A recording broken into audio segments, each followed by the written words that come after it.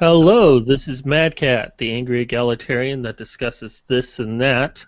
Today we have a special interview with Brian Martinez, the creator of Good Guy Comic. And remember, just because it looks good on paper doesn't mean it's good in practice. Now, I've had Brian on the show before. We did a discussion on Diane Davis and Janet Bloomfield, which I actually got a couple of compliments. People seem to think that we've known each other for years, but we've only known each other for a couple of months. I met Brian in working on his website and creating that. We'll be talking about that website later today, but the main focus is the Good Guy comic, and we'll be talking a little bit about that, also getting to know Brian a little bit more, as well as asking him some questions about the movement itself. So, how are you doing today, Brian? Oh, I'm good. Just busy guy. I just got home from work and just kind of stretching my legs, and I'm excited to discuss Good Guy. I think that it's it and other books like it are good conversations to be had. So, just feeling good.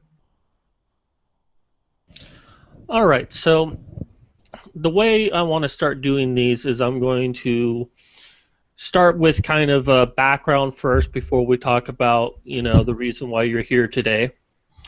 So tell us a bit about your childhood. Sure. I am a first generation Puerto Rican guy born in Chicago. My parents came from the island. If you don't know, Puerto Rico is a small island that's owned by the U.S. The economy is awful. It's a really small space, so usually Puerto Ricans end up migrating to the States. So I'm the first generation of my family born here, and I'm one of the oldest. I'm the oldest of my three, but that's a whole other story. And I grew up in a rough neighborhood for most of my young life, in rough neighborhoods. There was a lot of crime. There was some gangs and stuff like that. I managed to avoid most of it, retreating mostly into art and making drawings and comics. And my parents were pretty supportive of it. So yeah, I went from being bullied to being the bully and back again. And I also had a mostly religious-centered upbringing. Like my parents were pretty Catholic, Christian, and they would even often send me away on weekends to church alone with a bus full of kids. And because I never picked up Spanish as a language, at least not in a really good way. Like I don't speak it very well at all. I never got along with a lot of people of my own race. Like I have a few Puerto Rican friends, but mostly I didn't click with them. I didn't speak the language. The culture didn't click for me for whatever reason. I have an appreciation for it, but it's just, I just wasn't around it. I wasn't exposed to it enough. And I'm kind of an anomaly because of that. But I don't mind. I mean, I'm all about intellectual pursuits. I was always curious. I always liked, I was always kind of an introvert as a young man. I had a lot of social anxiety, probably because of abandonment and things like that as a young person. But I fought my programming as I got older and had more experiences, and I think that I've definitely made a great deal of progress in my life. So in that regard, but yeah, I mean that was pretty much that's like the long and the short of it. If you have any specific questions, I guess I can go into that too. But Oh, no, don't worry. I have plenty of questions for you. okay. See if we can fill that 8-hour limitation there. Just for our viewers, we currently have 2 viewers now. Hi, viewers. We do have the Q&A up right now, so if you want to go ahead and ask any questions for Brian, feel free to do so. I will try to get to them. You can ask them about anything, but I'll try to get to the questions when they're appropriate to the conversation. Okay, so you talked about being the bully and being bullied and back and forth. Can you go into that a little bit? Sure. Um, I mean, I remember these are vague childhoods, but I think I remember being the oldest of three in my house. I was given, and it was often reminded that I had a responsibility to take care of my younger brothers. So there were three of us, and I was the oldest. And I wasn't really given much in the way of guidance as to how to go about doing that. So when I was very young, I would just replicate what my parents did, specifically my mother, who, while I know I got along with them, or I get along with them now, I remember as a very young child, my mother was quick to use spanking as a means of, resolving any sort of conflict or what she perceived as disrespect, right? So I kind of passed that along to my brother. So in many ways, I bullied them when we were all little, and as I got older, I realized, just in my own, that I was replicating behavior or continuing a cycle of violence that was basically done to me. So I tried to, reel that back and sort of like, I had a moment of self reflection. Uh, my father never laid a hand on us, like not once, which is pretty cool. But but there was also a time where during that younger period where I was sort of bullying my little brothers whenever I wanted them to get something done, or my parents would tell me to get them to do something. I also, for a short time when I was in fourth grade, I remember I was a bully to this one kid in school. And I don't know why I did it, and I couldn't tell you because it's too long ago, but I guess I did it because I wanted the other kids in school that I befriended to like me. That's the only thing I could figure, and they all picked on him, and so we would do that. But then one day the kid stood up to me, and well, all of us really, and he knew karate, so we ended up. I ended up becoming his friend. Let's just put it that way. And then as I got, and then I sort of like really, really shunned violence of all kinds because of all of the stuff that I had been exposed to and the stuff that I was doing myself. And so when I got older and started going to seventh, eighth, and even high school, I became the victim of bullying because I was so against it because when I was doing it, I felt so bad about it. So I would get, just because I was a really quiet kid and I spent a lot of time drawing and I had very few friends and I wasn't comfortable around girls, things like that. So guys that and girls that saw me as an easy target to sort of compensate for their own insecurities would often take it out on me. They would pick on me or they tease me at the lightest end, and in some cases I would get chased around the neighborhood or out of school or whatever because I was because I was, again, like I was an easy target, or maybe they would try something. Sometimes I wouldn't physically defend myself, but I would verbally defend myself, and because I was smarter and wittier than them, they would often get more embarrassed by my retorts. Like if we were like trash talking each other, I might like. But have you ever heard of the dozens where you make fun of people's mamas? Well, I had a lot of those that I knew because I watched a lot of TV and I remember them, and I would use that, and they would get, if you prove yourself to be wittier than someone, their response often is quick to go to violence. So especially when you're younger or when you're like in early high school, and especially if there's like other people around that are seeing this, like this ridicule, or they feel ashamed. So that's basically how it manifests. Okay, so you also mentioned abandonment. Is that something you would be willing to talk about? Yeah, sure. I don't care. I was so when I was little, and okay. So these are some recent revelations I had. All right. First of all, my parents never officially got married. So, but they didn't tell us. I had to figure it out on my own much later in life. I just assumed they lived together, that they must have been married.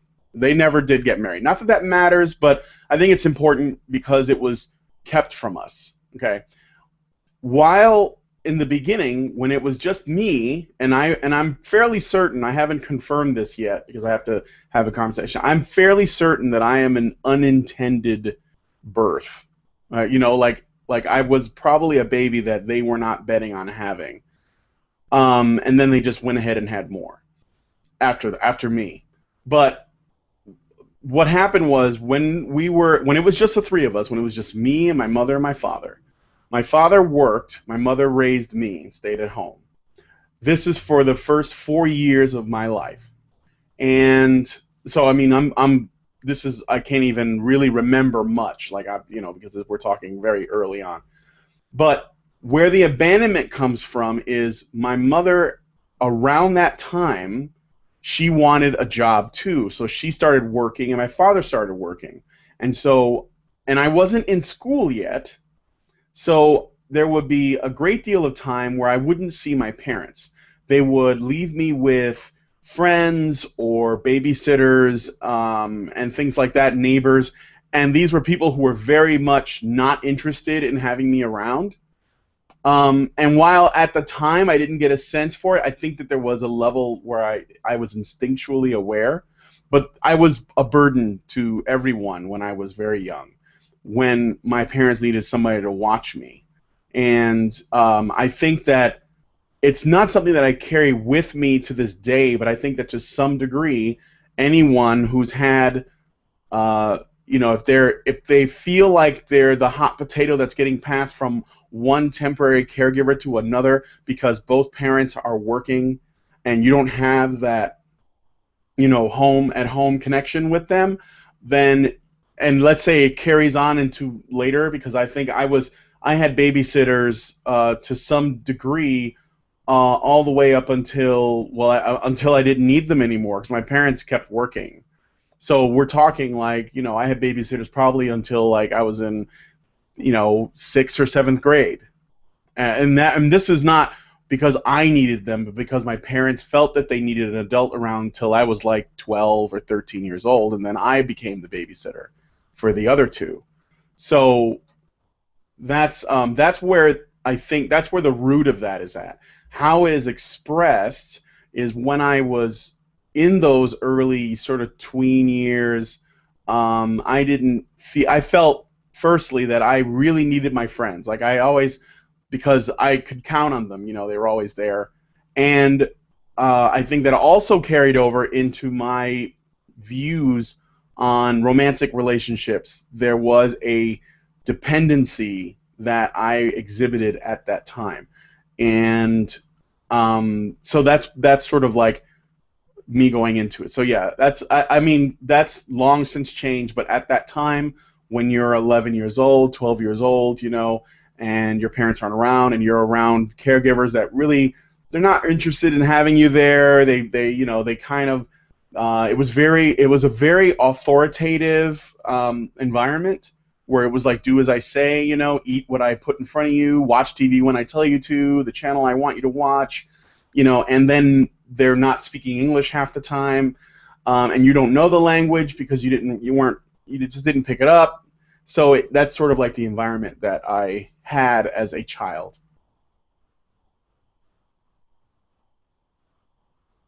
Hello?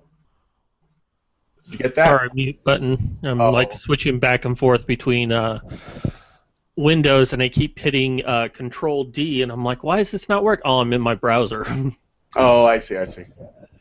All right. So now you also mentioned, which is kind of going to be a major topic for us, is that art was your rescue, that you were able to go into art and comic books. What did you mean by that? Oh, well, it kept me busy. It was something that I think when you're sitting in front of the TV a lot and you watch a lot of afternoon cartoons, and then my mother would, when she started working, occasionally, once a week, she would stop at this shop, because she worked for a chiropractor, and she would go to this medical supply shop to get things for the chiropractor. And in there was this rack of old comics where you can get 10 for $1. And they were comics that were completely random, and they had no covers on them for some reason, and they were older. So, they were sort of like, they weren't current. It wasn't from a comic shop, but they were just lying around, and they packaged them and sold them for this low price. And my mother would bring me a package, because it only cost her $1. And they would have Star Wars and Micronauts and Archie, and you never knew what you were going to get. It was always random. And you'd never, you always got the middle of a story. So I would read those multiple times, even though they were completely out of context. I didn't know what was going to happen next. I would sort of invent in my head what was going to happen next, and then I would try to copy them. I got really into the Archie comics. I don't know why. I think that it was because you could get the whole thing in a short amount of time. Like, you had like a couple of pages. Most of the skits were like one page or even one illustration, and it reminded me of some cartoons that I also enjoy, like the Flintstones and stuff like that. So I would try to replicate the artwork in those. I would copy it.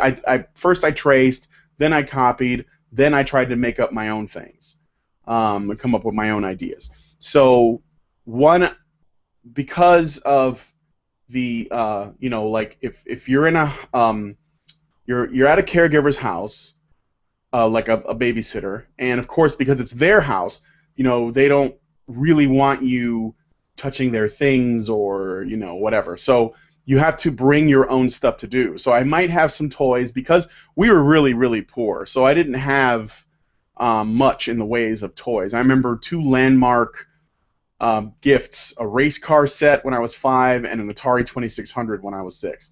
And I think my parents broke the bank to get that. But aside from that, mostly I took whatever I could get, so we were really poor. So anyway, because I spent a lot of time alone, and I wasn't really around people I knew or felt like I could bond with, then I would retreat into myself and read comics and draw the stuff and sort of like, imagine things, that kind of stuff. So that was probably the way that I adapted to my situation. And that's how I would say that art is sort of like saved me, in that regard. All right. So that's pretty awesome. I never really got into comic books much when I was younger, but I do remember some of the Archie stuff. I tend to like the Archies where they were like younger. What do you mean by younger? They were more in their tweens than as teenagers.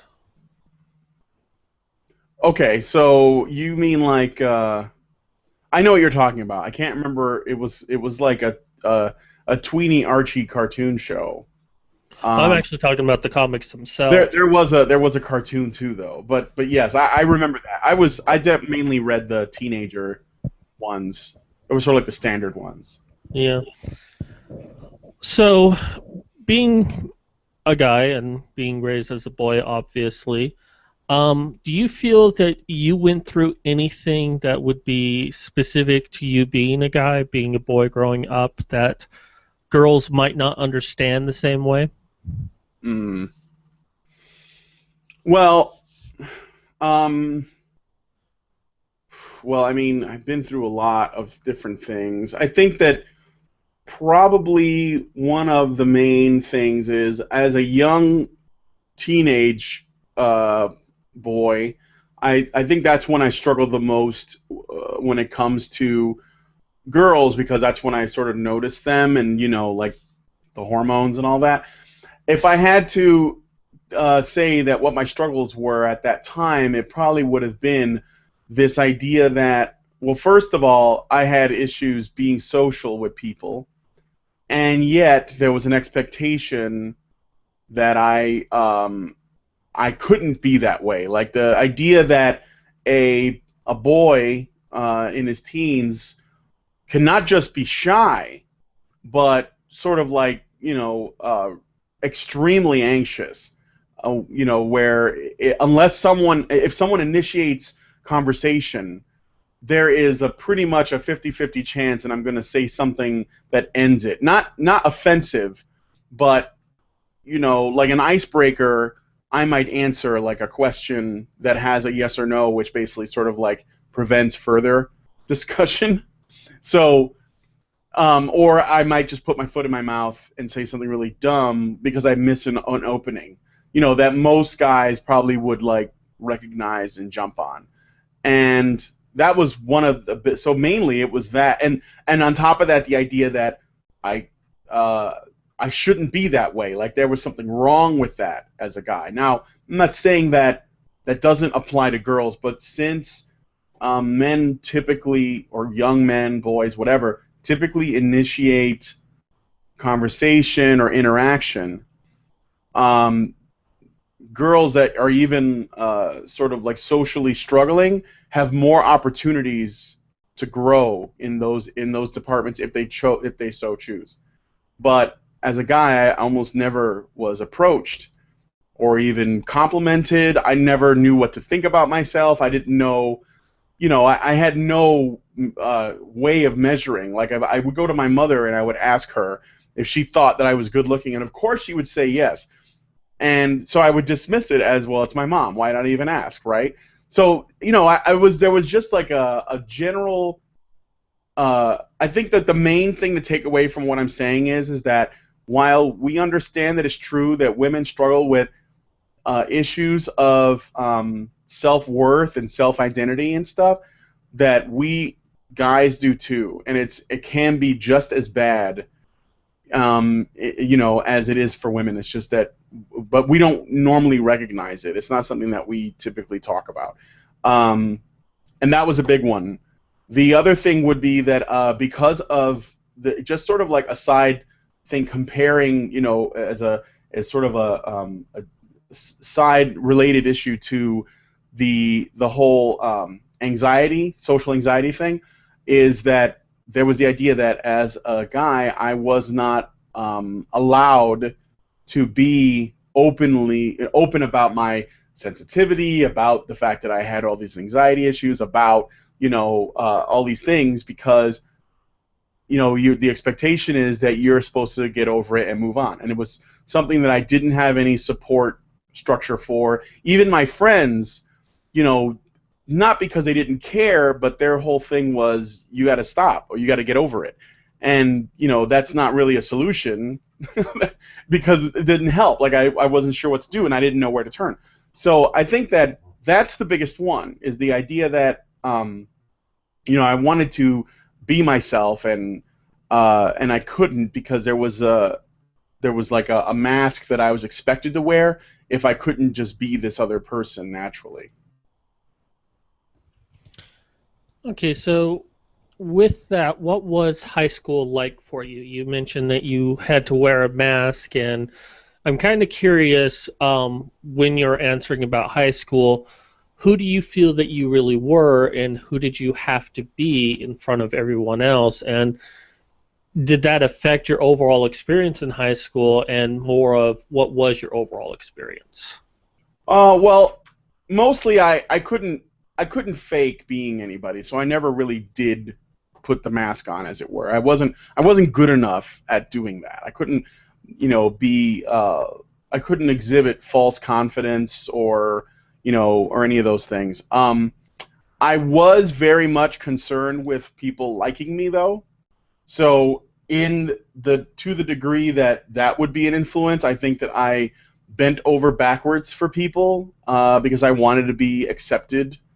So my experience in high school, I think overall, I went to high school in a pretty rough area. Here in Chicago, there was a neighborhood of projects, which is basically like assisted living buildings, called Cabrini Green. And Cabrini Green was like blocks away from where my high school was. Now, I didn't live there. I lived in the west side of the city, where all the other Puerto Ricans live. But where I went to school in Cabrini Green, that area was so tough that they actually wrote books about it. It was very much a crime-ridden, gang-infested area. But the magnet high school I went to was a couple of blocks away.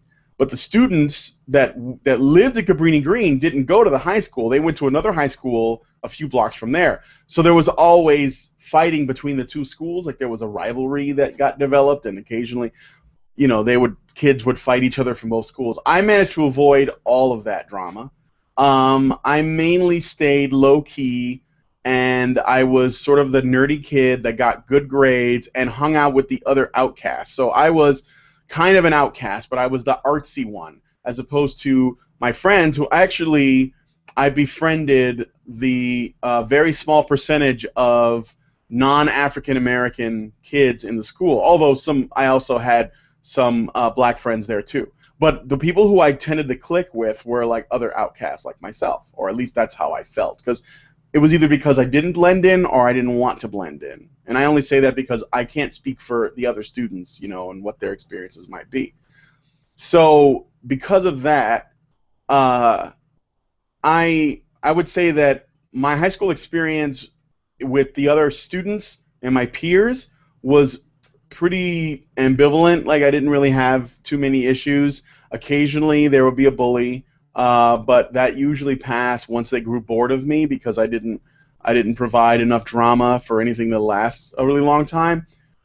My main issues actually came from girls in high school, and not because they were very distracting.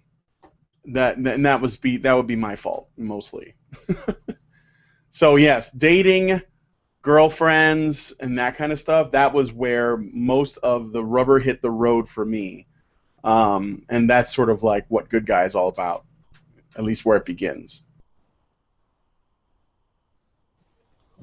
I'm going to kind of break here for just a moment because there is an issue that I think would be good to discuss here real quick, and that's about dress code in schools.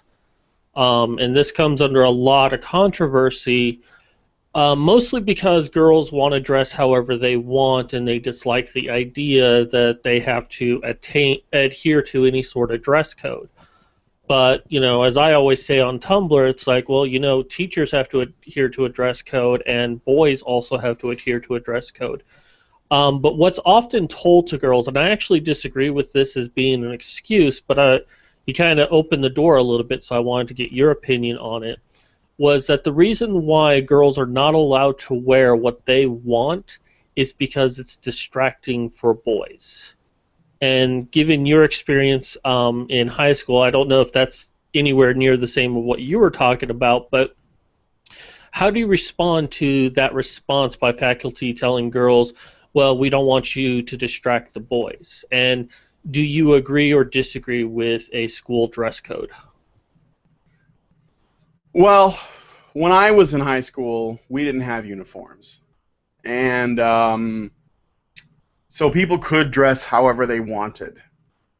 I would say that I'm going to speak about what my experience was. I would say that most people, men and women, or boys and girls, in high school, when there was no dress code, did not dress in such a way that it was calling too much attention to themselves. I think what people wear can call attention to themselves. Doesn't matter if it's specifically boys or girls, right? It works in different ways. Like I think that when a boy or a man wears clothes that is distracting to the opposite sex or to people who might be interested in him, sexually, they would typically wear something that accentuates their ability to protect and provide. That's sort of like biologically how it usually works out. So if you have like when I was going to high school, there was this thing that was called the 8-ball jacket or the cross colors jackets and the Nike shoes and stuff. So basically they were clothes that weren't sexual, but they showed that you had money because you were able to afford them. So guys would wear those. If girls wore it, it didn't really mean much. But if a guy did, it was like girls would openly discuss how, oh, he must have money because he's got this jacket or these shoes or these pants. Like there'd be a brand of pants that was really hot at the time. And also showing that you are in style and in, sort of fashionable is a signal to girls that you're aware of, like you're aware of clothing that would make you give you like sort of like social status, and they're attracted to that. And I think that that's completely fair. And on the other side of it, guys typically don't really care about what fashion, like they don't pay much attention to female brand names or, of their clothing or what kind of shoes they have on, but they do take notice of stuff that accentuates curves or shows off skin, and again, it's rooted to like lizard brain stuff, that we obviously have the power to resist, but it's there. But I would say that most of the time, though, with boys and girls, they didn't do that. And I think that's because, in high school, it's a little awkward for everyone, and a lot of people don't really want the attention. So, at least not to that degree, or not from everyone. They might want it from a specific person. But there were girls that would dress sexy, and they did it on purpose, and they knew it, and it got them attention. I don't think that is a good excuse for a dress code. I think that people who are using that are using a weak one at best. I think that the idea of the dress code is just so that you don't have the idea is that just so that people don't feel as though there is a pecking order in their little social group, that people aren't worrying about that. It eliminates that idea. And it also, I think also, there is a thing about preparing for the real world that sort of begins with that discipline. Like, think about ROTC, which is something that some kids go into, where you have to have your uniform, and it's got to be spit-shine shoes and really nicely pressed uniforms. There's nothing sexual about them. But the purpose of them is not to slut shame or to protect women, but rather it's to teach discipline. So a school uniform is basically just a toned-down version of the same thing. At least that's what I would think a better reasoning would be, a better logical conclusion would be.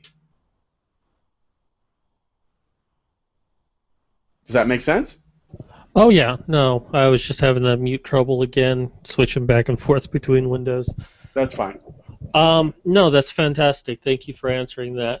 I'll probably have more questions like that as they become relevant, but all right, so you talked about high school. What did you do when you were done with high school? Did you kind of slum it around? Did you get a job? Did you try going to college? I know you're in college now, but did you try to do it back then? What was life like after high school?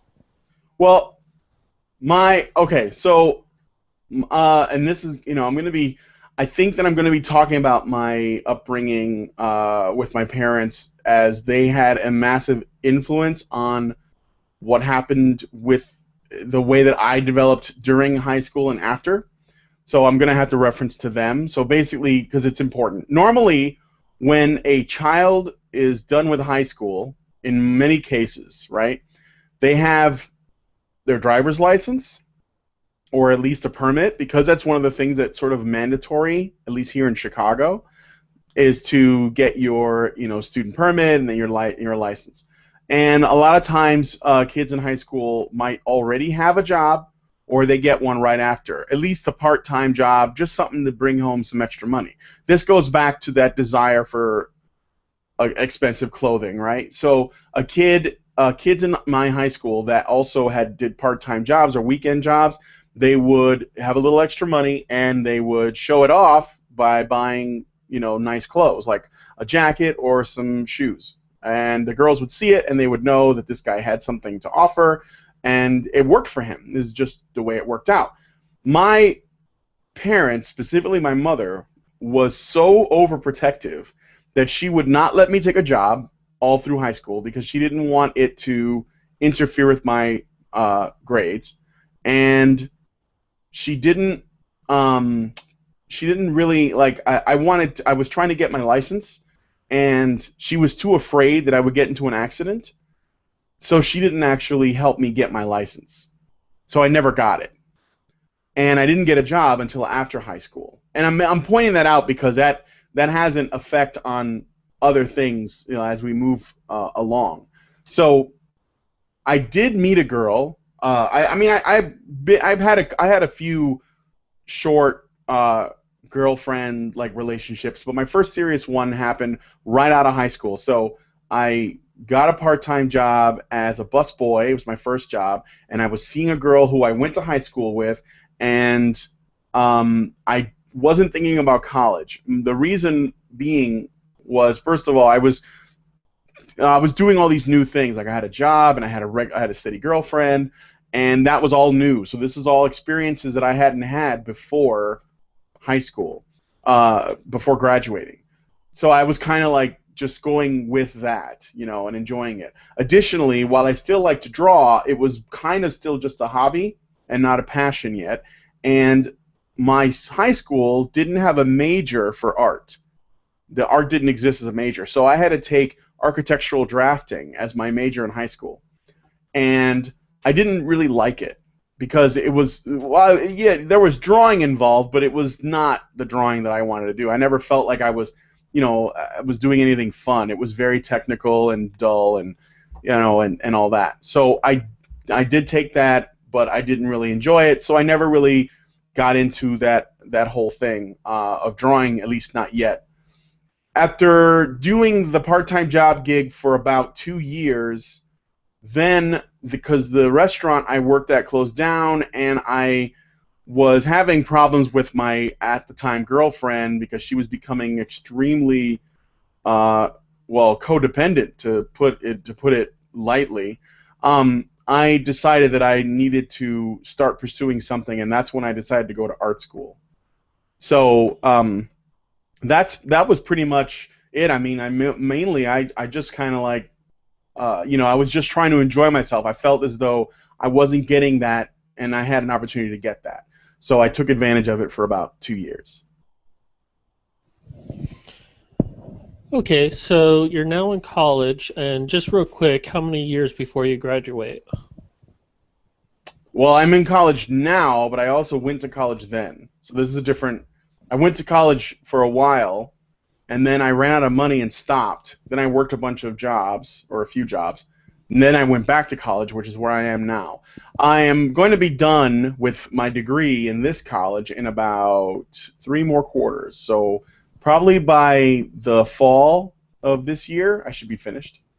Awesome, that's great. Now I'm going to kind of skip ahead a little bit because I do want to get on to talking about Good Guys, but I have a couple more questions about go ahead. Your life before the comic. So you're currently in college. You hopefully will be done this fall, which is awesome. What are you hoping to do after college? I'm gonna look into getting my master's. They offer free master's programs in Germany and Norway.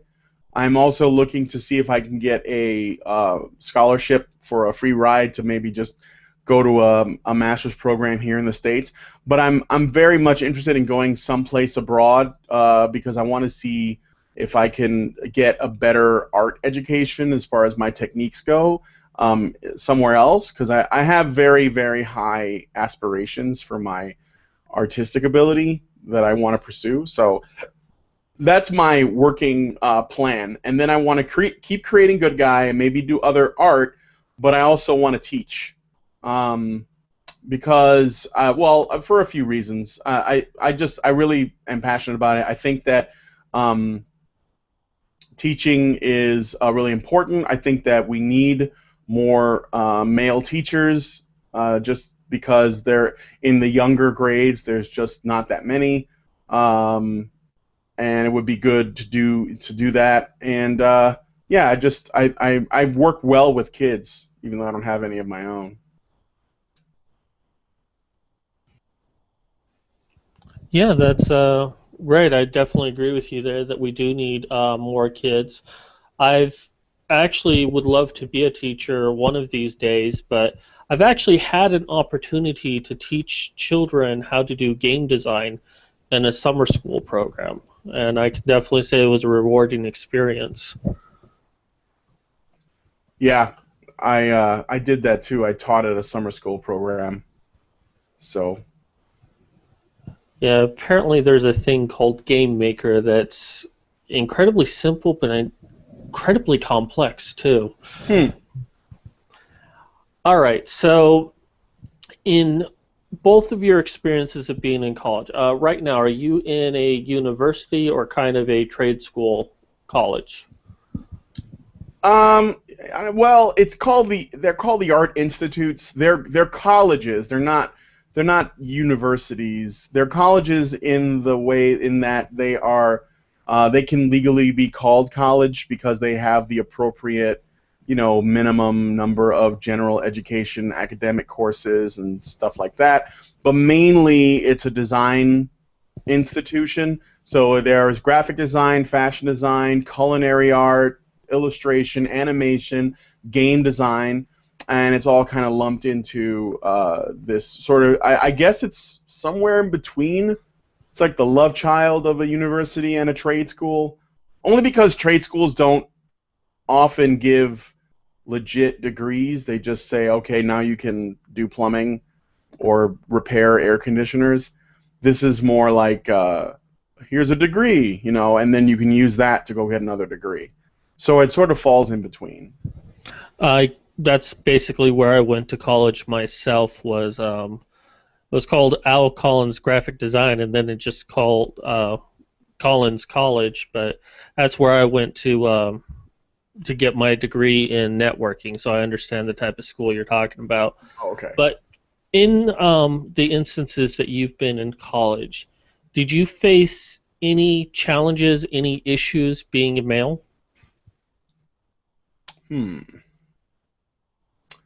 Uh, I Let me think. Well, okay, the first college when I was going, and this was in the '90s, not really. I think I was getting better about how my social skills were improved a good deal, and I was in an environment that was very conducive, because I was an artist and all of my classmates were artists as well, so that was a big help.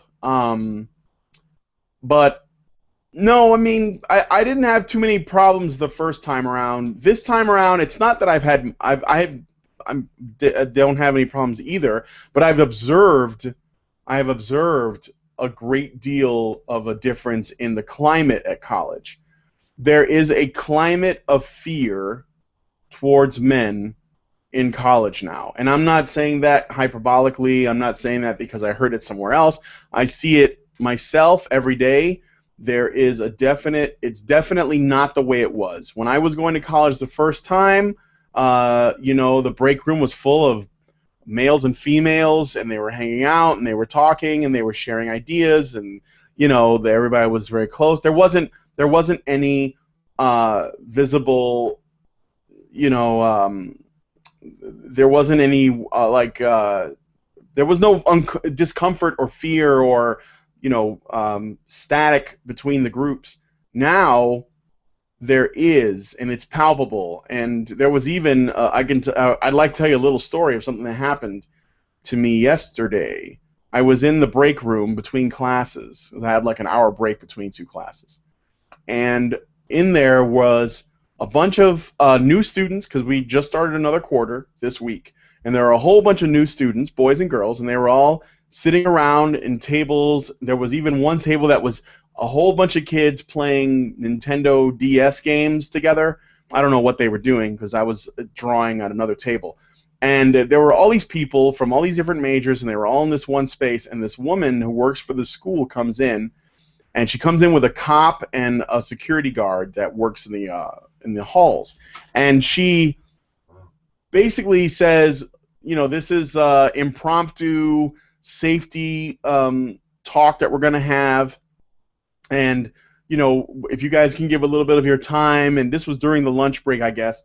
And she had the cop talk, and he was talking about how you're new to the city, and these are some things you should be aware of, and here's how you should carry yourself, etc. And essentially very useful stuff. It's all about avoiding being a victim of crime in Chicago. So, the way you carry yourself, the way if strangers talk to you, this is how you should respond to them, and things like that. It was all very common sense stuff that I felt was very useful, because there are a lot of kids that are from out of town that come here for school, and where they come from, it might be a completely different environment, because Chicago is a big city, so there's more crime here.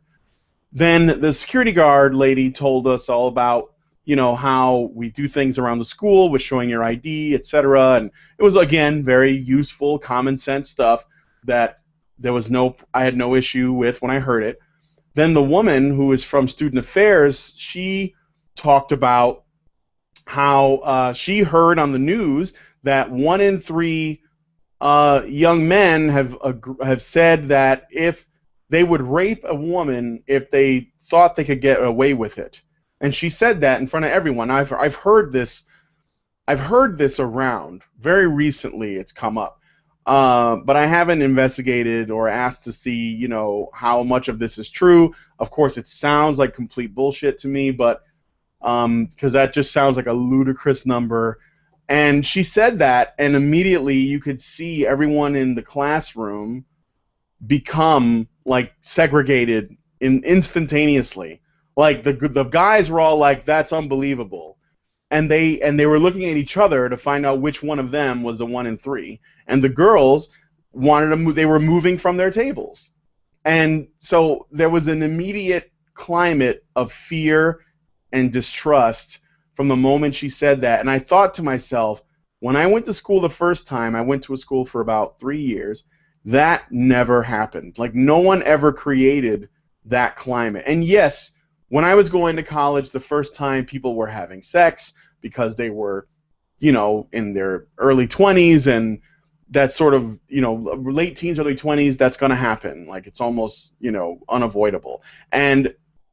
But there was never this feeling that there was never this othering. And when she said this, she even said,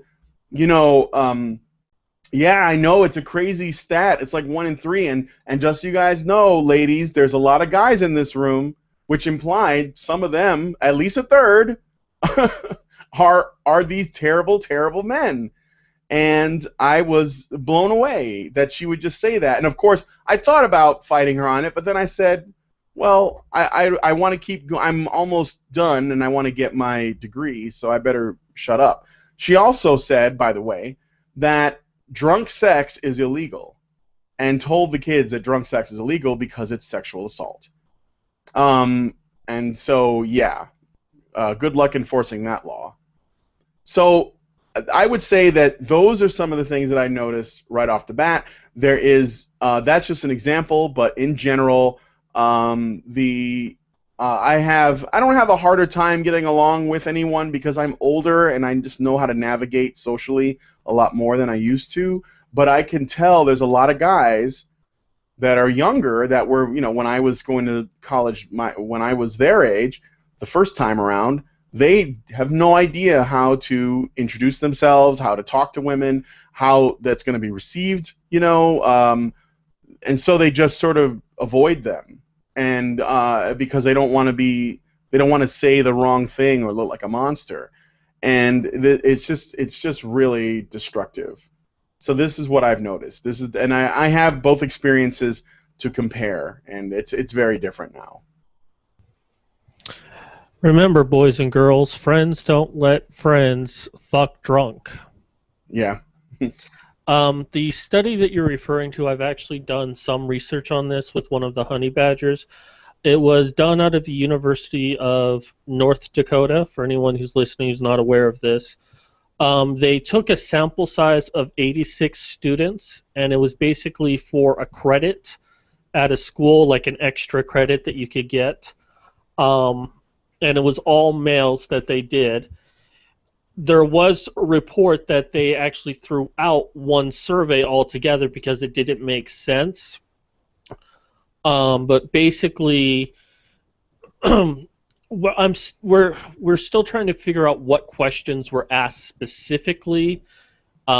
We've made some headway on that, but it was more or less kind of biased to begin with because it was 2 women who were doing the study.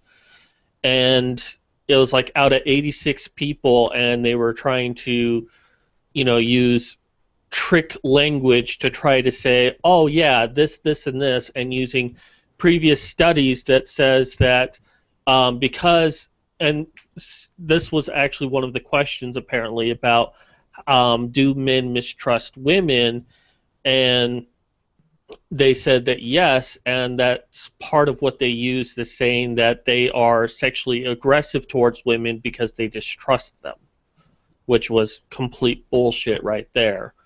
Wow. But yeah, I'm sure the honey badgers will talk about this sooner or later, but yeah. So let's go ahead and talk about Good Guy Comics. What can you tell us about that? Good Guy Comic is basically, I wanted to tell a story about romance from a male perspective, specifically from my perspective. I mean, it's the one that I'm most familiar with, obviously. But one of the things that's, I think, I don't want to say it's unique. I actually think that it's only unique in that maybe there aren't enough stories that are done like this, but I think there are a lot of guys like this.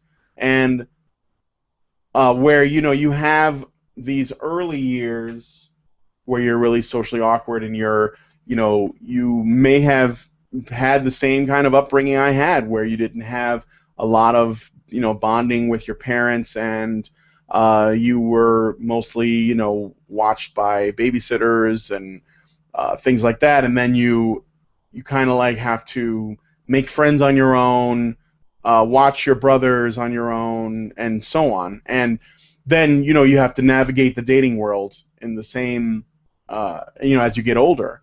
And you might have struggles in your, in achieving your life goals, and how all of these things affect your perception of the people you've dated, but also the way that you are perceived in terms of how your worth is measured and stuff. So I think that it's I always have a lot of other comic concepts that I wanted to make, and I still will at some point, but I wanted the first one to be very personal because I probably, first off, it would be more motivating. Secondly, I think that it would just be a bit more, it'd be different in that, it could maybe hopefully spark some conversation and, get people thinking about something in a broader term. I mean, most of the time when we look at romance stories, they're usually told from a woman's perspective or have female main characters, and the reason is usually because I think that there's mainly, and I don't think there's anything wrong with this, but I think that mainly women read romances. So when they do, they want to be able to plug themselves into the main character as like how they sort of like, interact with the story. Much in the same way that when a boy, if they like to read adventure stories, they want to be with Captain Nemo on his adventures, and a girl might want to be the protagonist in Pride and Prejudice or whatever. But I wanted to do it from a male perspective because I think that there's a lot of misconceptions that come from our fiction with regards to how men view romance and what they want.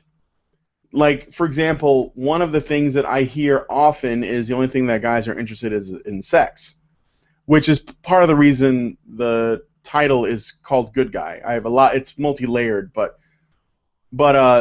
one of the things that is a common misconception is that guys want sex, and while it is true that there are men that do, I would argue that most don't, and that they are actually interested in someone that is, whether it's male or female, someone that is going to be like a best friend, as well as someone who is curious about them, someone who is in awe of them in the same way that they are in awe of her or him.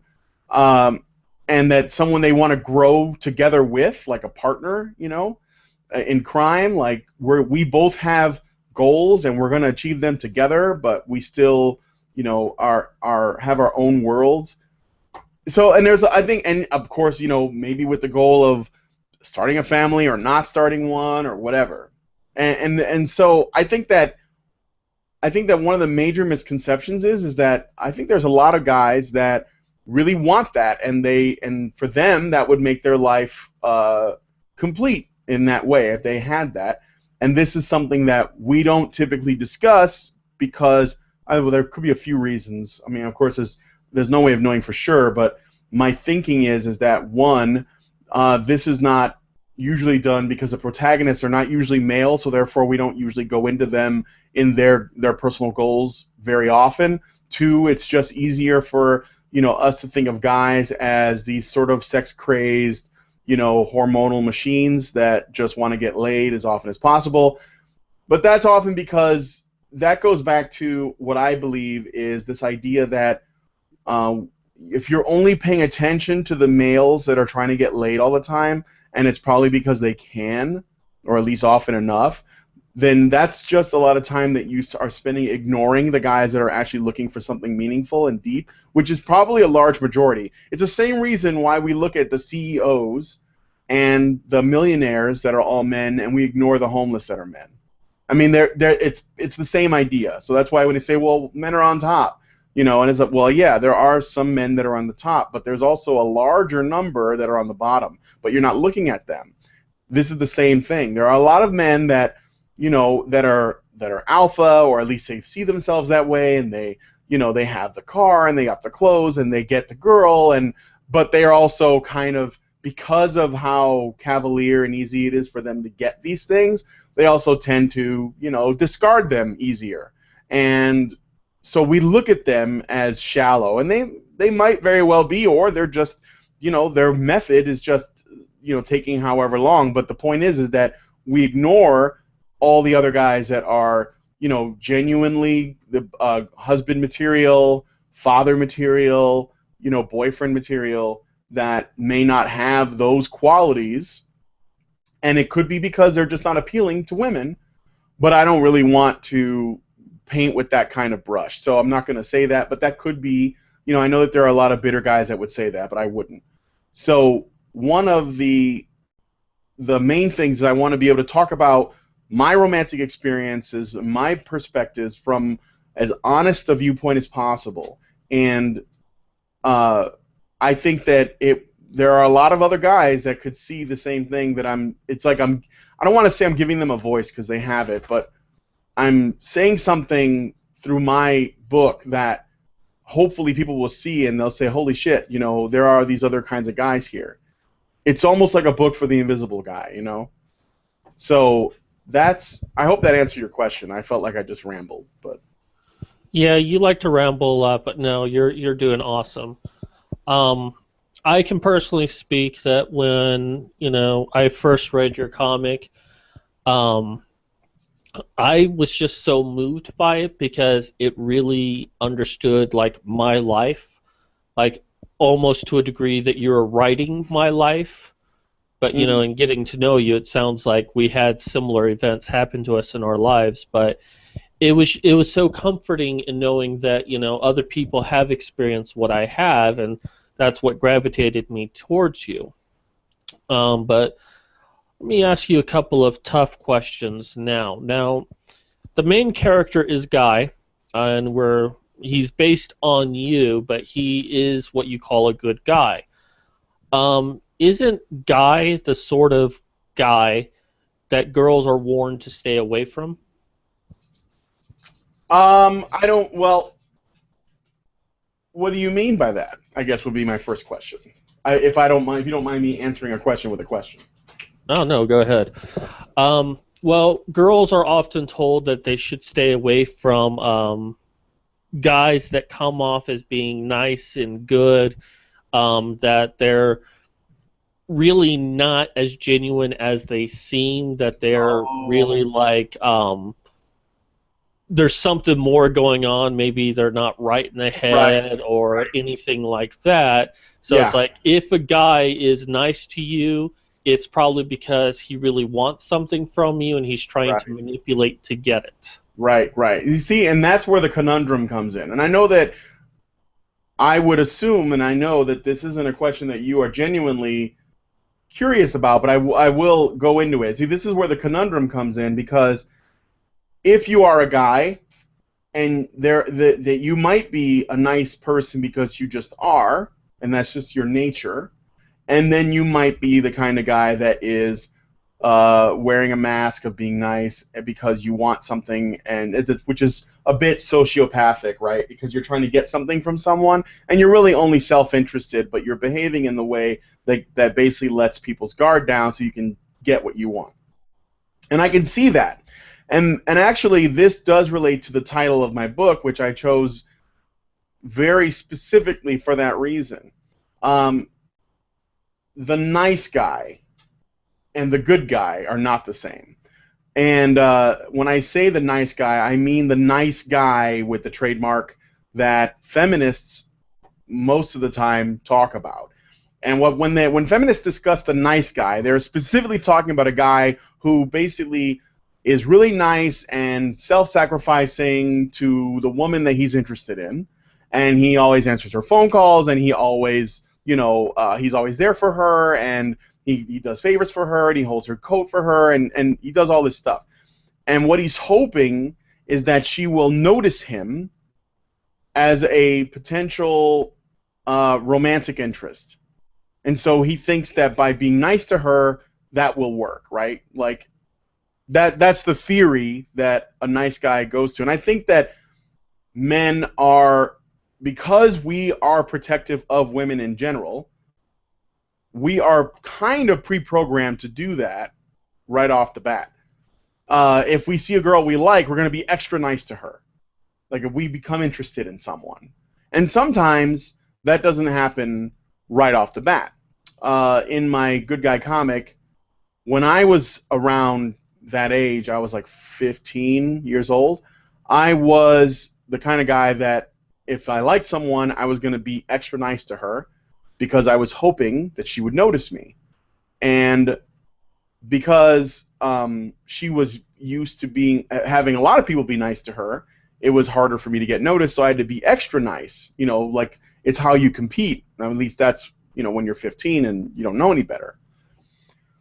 But the idea that a nice guy is actually a bad person that is being manipulative is a bit of a misleading thing. I think that there is some truth to that, and I do think that there are some guys that are like that, but I think that the majority are doing that because they don't know what else works. It's like Milhouse on The Simpsons. He's really nice to Lisa because he likes her, and he hopes that she notices, but she never will. He is being the nice guy, but it's not coming from a place of malice. He has a crush, he doesn't know how to deal with it, so he's nice to her, and anything she says to him, he treats like a reward. So he's actually a slave to her sexual power, if I could say it as bluntly as that, because that's really what it is. But it's power that she doesn't know that she has, or maybe she does. But I think that the idea of a nice guy as sort of like as a derogatory statement towards these guys is a bit misleading, because I would say in most cases that's not really the reasoning. I think it's because guys just don't know. And if you're going to blame guys for not knowing, then you might want to look at their mothers, because most guys these days are raised by single mothers. So, where are they getting it from? I'm sorry, but this is true. And it's rooted in chivalry too, which is something that is being killed off, little by little, because they're really, it's like it doesn't really pay off, and at least in most cases. I'm sure that in conservative spaces you probably find that to be more valuable, but like in places like where I live, it's generally not. So, what is the nice guy and what is the good guy? So, I call it good guy because that's the goal. I think that most guys, if they want to be, because it's all about choice. I'm not about telling people what they should do. You should be a good guy, not a nice guy. That's my saying, because a good guy is different. A good guy he does things because he wants to, not because he is being compelled to by some external force, whether that's sexual interest or because people are telling him this is what he should do. All right? He does these things because that's what he wants to do, if he's good. Secondly, he treats women like peers. So, if my friends that are my male friends or female friends that I'm not romantically involved with, if they get out of line or if they say some bullshit, I will call them on it. I'll say that's bullshit. I will call them on it. If there's a girl that I'm interested in or I'm even with and she does it, I'll call her on it too. Because a good guy challenges a woman or a love interest in the same way that he would someone else that he sees as a friend, and that is something that is worthy of respect. That's the thing about a good guy. A good guy has self-respect. He loves himself first, not more, or not. He's not a narcissist, but rather he prioritizes his emotions before and without sacrificing, of himself more than he wants to. But it always should be because he wants to. So the idea that someone would conflate the terms is something that they would do for a couple reasons. One is they might not know that good guy and nice guy are not different, which I can understand because it's not like I have it trademarked and own the rights to that idea. But I do think that you can find that those things are different.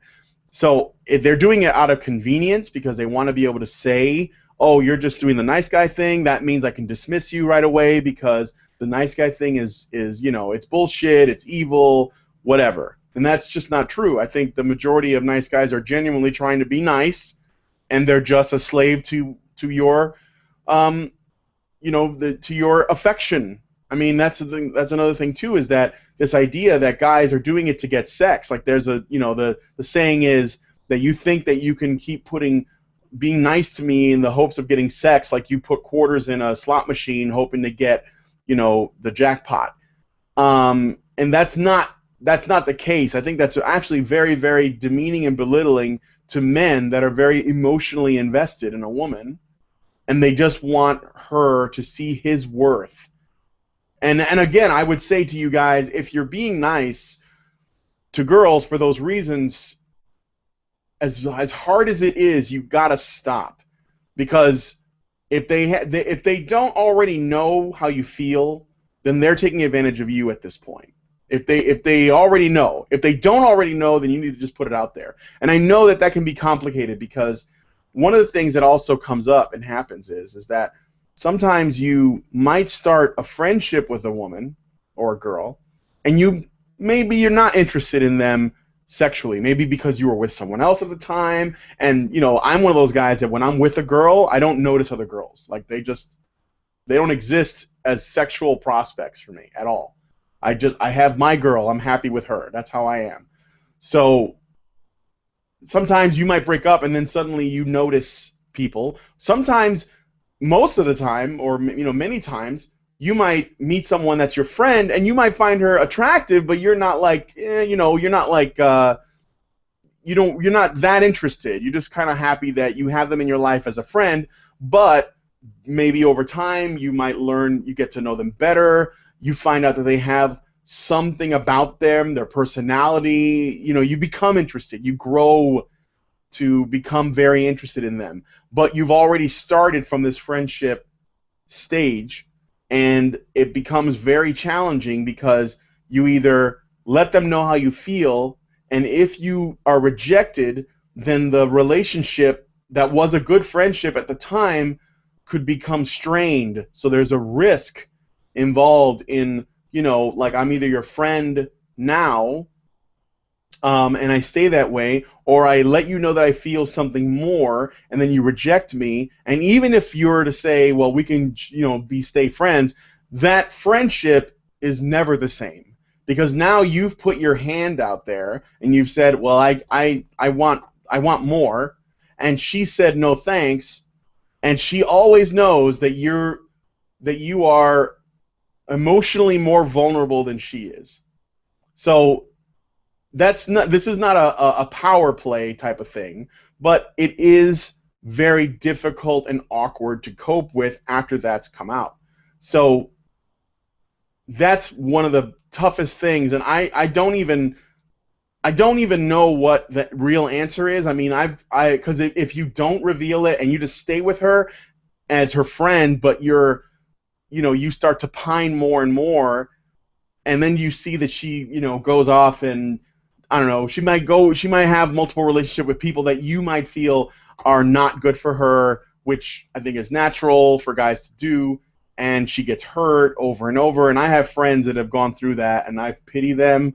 I have nothing but, and I don't pity them like in a disrespectful way. I mean, I have nothing but remorse for what they're going through, because I'm sure it's really difficult. But when they asked me what they should do, I told them, look, she knows how you feel. You need to get out, because it's toxic and it's hurting you. And that's why I say, if you're a good guy, you have to look out for yourself first. This is not meant to be cruel, but it's very important, because if you're healthy emotionally, then you're going to be better off for it in the long run, whether you get what you want out of it or not. So, coming back to the original point, a good guy and a nice guy are very different, and I chose the title Good Guy because that's the journey. That's the journey, and I feel like I'm pretty good at it at this point. I mean, I'm quite good at it, but it's definitely a journey, and there's something I want to make people aware of, and that's where the title is there. And now it's also intentionally meant to be a little controversial, to make people think that it might be the other thing, the nice guy. And when people ask me about that, because I've had feminists say, are you making a book about the nice guy, TM? And I explain to them what the difference is, and I also point out that if they make the assumption that that's what it's about, then that only means that this book is more necessary to have this conversation, because when you bring forward the idea that the nice guy is predatory and manipulative and controlling, then you are creating a construct that you can easily knock down and say, well, I don't have to deal with this person, or I don't have to talk to him, or I don't have to read his book, because I know he's bad right off the bat. But if someone is interested in learning more, then they stand to gain a lot from that. All right. So a couple of things I want to comment on. First off, if you're ever in a situation, I want to go ahead and give my advice on this from my personal experience. If you're ever in a situation, guys, where you like someone, and girls, you can use this technique as well, that if you like someone but you're not sure of where it would go, kind of broach the subject in a passive way, kind of like, what do you think of if we ever dated, what do you think of that possibility? You don't have to reveal it, but that you really like them or you really want it, but you can kind of gauge their interest, and like, oh, I don't know, I mean, I've never really thought about it before, or, oh no, I think it could work, if we were both single or something like that. You don't have to go the direct route to find out whether or not someone is interested in you in that way, and that way you don't have to ruin the dynamic of friendship that you have. But I also want to point out, and this kind of goes for the nice guy versus good guy discussion, and this is something that I had to learn a little bit late in my life, but it's a very important lesson, because, once upon a time I was a nice guy and then I became a good guy, by Brian's definitions of those words, which I 100% support and agree with. But it used to be that I would do nice things for people. I'd go out of my way to do them, and then I would be like, later down the line, after doing something nice for someone, doing like an extra favor, I'd get angry at them because they didn't return that favor. But then I would start hating myself because that's not the way I'm supposed to think, and it really sent me for a loop until someone pointed out this behavior that I was doing, because I didn't fully understand it at the time. And my one advice to you, and I'm sorry to take this away from Brian, but my one advice to you is that when you want to do something nice for someone, think about why you're wanting to do it. Really ask yourself that hard question on whether or not are you doing it because you just want to do something nice, or are you doing it because you hope it leads to something later where they do something nice for you as a payment, as a repayment. And that really goes into what I think Brian is talking about as being a good guy, is You know, if you're doing it just to hope that it brings some good fortune to you later, that's one of the things you need to protect yourself against and probably shouldn't do. And that the only time you do something nice for someone is when you genuinely want to do something nice and are not expecting something in return. Is that something you could agree with, Brian? Absolutely. I mean, if you're doing something nice because you're hoping to get something back, then you might as well not do it because you're not doing it for the right reasons. You know where that idea I started actually thinking about that comes from religion. So I started off, you know, Catholic because that's where my mother mother would send me to the church in the bus, you know, and I would be there alone. And she also bought me some Bible storybooks for little kids.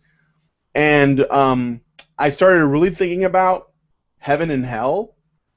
Duel 1, let's rock. Sorry, I had to say that. Okay, I was thinking about heaven and hell a lot and what it took to get into heaven and, you know, how you had to behave and all that. And I started to ask myself, if people are going to church and saying their prayers and doing all of these things because they want to be rewarded by going to heaven, then is what they're doing even good? Because the reasons why they're doing it is out of selfishness. Now, this is a very abstracted way of looking at it, but I was really young and I was thinking about it then. And I was like, well, what if, I remember I got approached by Mormons that wanted me to go to their church. We used to have these guys that would bicycle around the neighborhood and they try to pick up the young minority youth in the area to try to get them to go to church and maybe save them from themselves at some point. And one of them was telling us about, you know, how, we were going to go to hell unless we went to church. And they were using fear as a way to get us to go to church.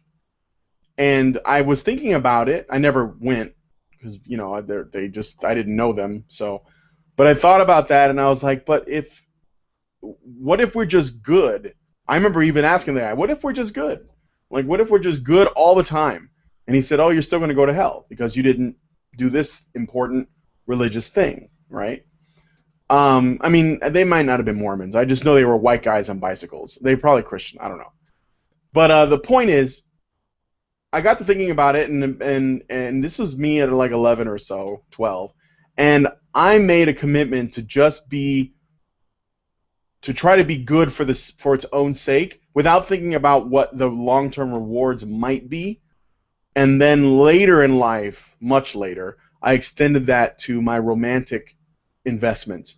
This is the same idea, is that or friendships even, like if a friend needs a favor, I do it without thinking about when I'm going to get that returned, you know, because if I do, then I'm setting myself up for some degree of disappointment.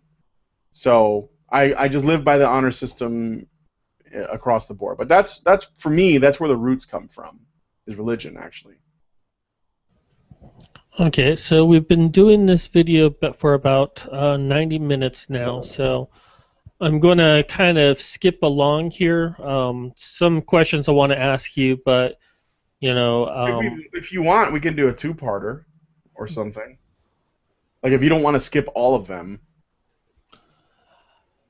I don't know. Well, it's up to you. We'll go ahead and see how that turns out. I don't want to make any like promises right now or anything like that. So, now, Guy is attractive. He's an attractive man in your story. Not exactly very good looking. Of course, that's a man saying it. So, I mean, I don't really find guys attractive, but from the way you draw him, he doesn't appear to be very good looking, at least in his youth. But so far, all of your females are highly attractive. Even the soul-sucking succubus that you featured in your story. Still waiting for her to come back. Mm-hmm. Now, you also have the character Diane, mm-hmm. and she appeared to start off the same way as Guy. She was just kind of this background character, and then she came to the foreground, and she was cute but not really sexy, but then we see her go home, and now she's just like this incredibly insatiable woman. Now, social justice warriors would say that you're making women a sexual object, exploiting them to tell a story. Mhm. How do you respond to that, and why do your characters appear this way? Um, well, I wanted Guy to resemble the way, sort of a combination of what I looked like and how I thought of how I saw myself. So because again, as we were saying before, I never really had a barometer for what, where I stood in terms of attractiveness. I never knew. Because guys generally don't get compliments from women. They generally, unless they're exceptional, right? Like they're like Johnny Depp or John Stamos at the time, and really stood out. But in general, they don't. So they don't usually know where they stand in terms of their personal attractiveness. So I was just going for what I looked like, but then a little bit. Like a combination of that and Bolin from Legend of Korra, if you've ever seen that. That's actually a lot like what I think of when I think of the character of Guy. It's also important to note that while I was a kid that was still learning and navigating this relationship, romance, and even sexuality terrain, I was in my teenage years and my hormones were raging. So one of the ways I was trying to express that is to show the women in the book the way that my hormones would see them, or the way that I saw them, in that regard. I did my best to downplay the ones that I was less interested in. So in the first issue, he goes into, when he first meets the girls, or at least the ones that are from this specific part of the story, he goes into a restaurant, Nero's Gyros, and there are three girls there, Bambi, who is in the front, and Joe, I can't remember her name, I'm almost dropped her real name, but there was another girl on the left side. I changed the names of all the characters so it wouldn't come back to haunt any real living people. So, and Diane on the right side. And Bambi is the one that stands out the most in a sexual way because she is specifically very much the more outgoing and more sexually free-spirited person.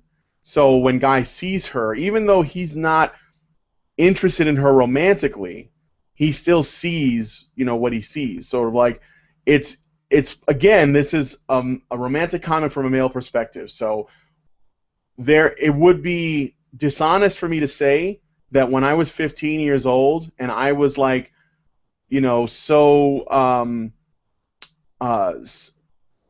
sexually active, not like I was a virgin, but I was very much sexually interested, that other women that came into my line of view I did not see, not as objects, but as sexual beings, as like, ready to go, right?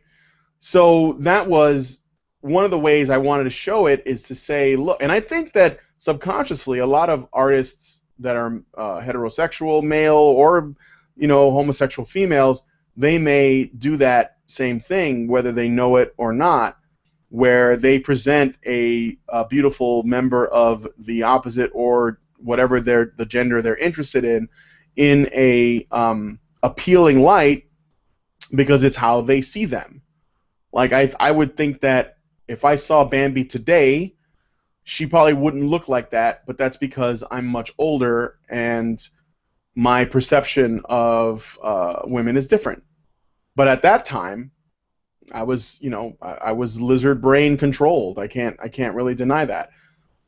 So yeah, that would be the reason. I would not.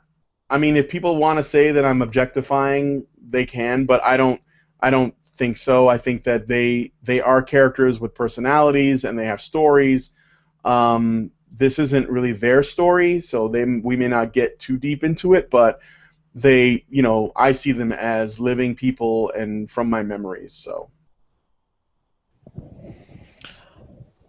Okay, so tell us about the succubus in your story. And I don't know if that was a term you had or just one that we had in our conversation together, but I remember the name succubus for some reason. But for anyone who hasn't read the comic, it's just a woman that seemed to like want to feed on Guy for some reason, and then some guy's like trying to hit on her that she's previously dated, and in the shadows, we see her either eat the guy or eat his soul, and then throws him in the garbage or something. There's not a whole lot of detail because all we're seeing is silhouettes of things. So, can you kind of go into that a little bit? all right, I'm not going to give anything away, but the succubus, I didn't. That's what she was, but people have guessed it or assumed it, which I won't. I won't tell them they're wrong. Not because I think they're right, but I think that it could be fun to see what people's thoughts on it are. But Evie is.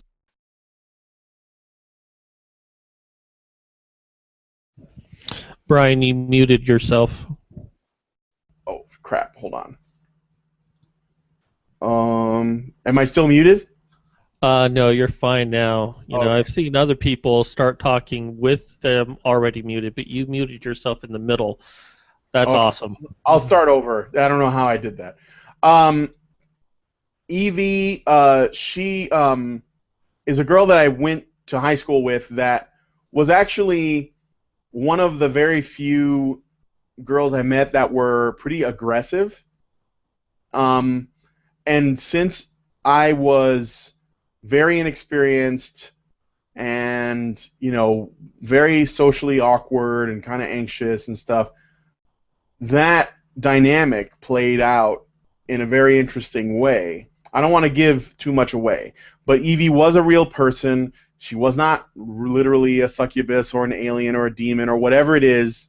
I just thought, I basically, one of the things about the Good Guy comic that I gotta put out there is there are things that happen because this is from the perspective of Guy. Not only are some of the subtler things like we were talking about before in terms of the women looking attractive. You'll notice that Diane starts off looking plain, as you said, but as the story goes on, she becomes more and more sexually appealing, and that actually is just appealing in general, and also becomes a little bit more like fleshed out and realized, like we get to know her better. That is intentional because as I was getting to know her better, she became more appealing. This is one of those things where she starts off as a friend, and then I become interested. So this is how this is playing out so that people who are reading can kind of get that idea across as well. So one of the other things about the Good Guy comic that I think is important is that because I have a vivid imagination and I tend to, especially when I was younger and more introverted, I tended to imagine fantastic things like daydreaming, events and like the way I would see myself because I wanted to escape in some way, and I would do it in my own mind.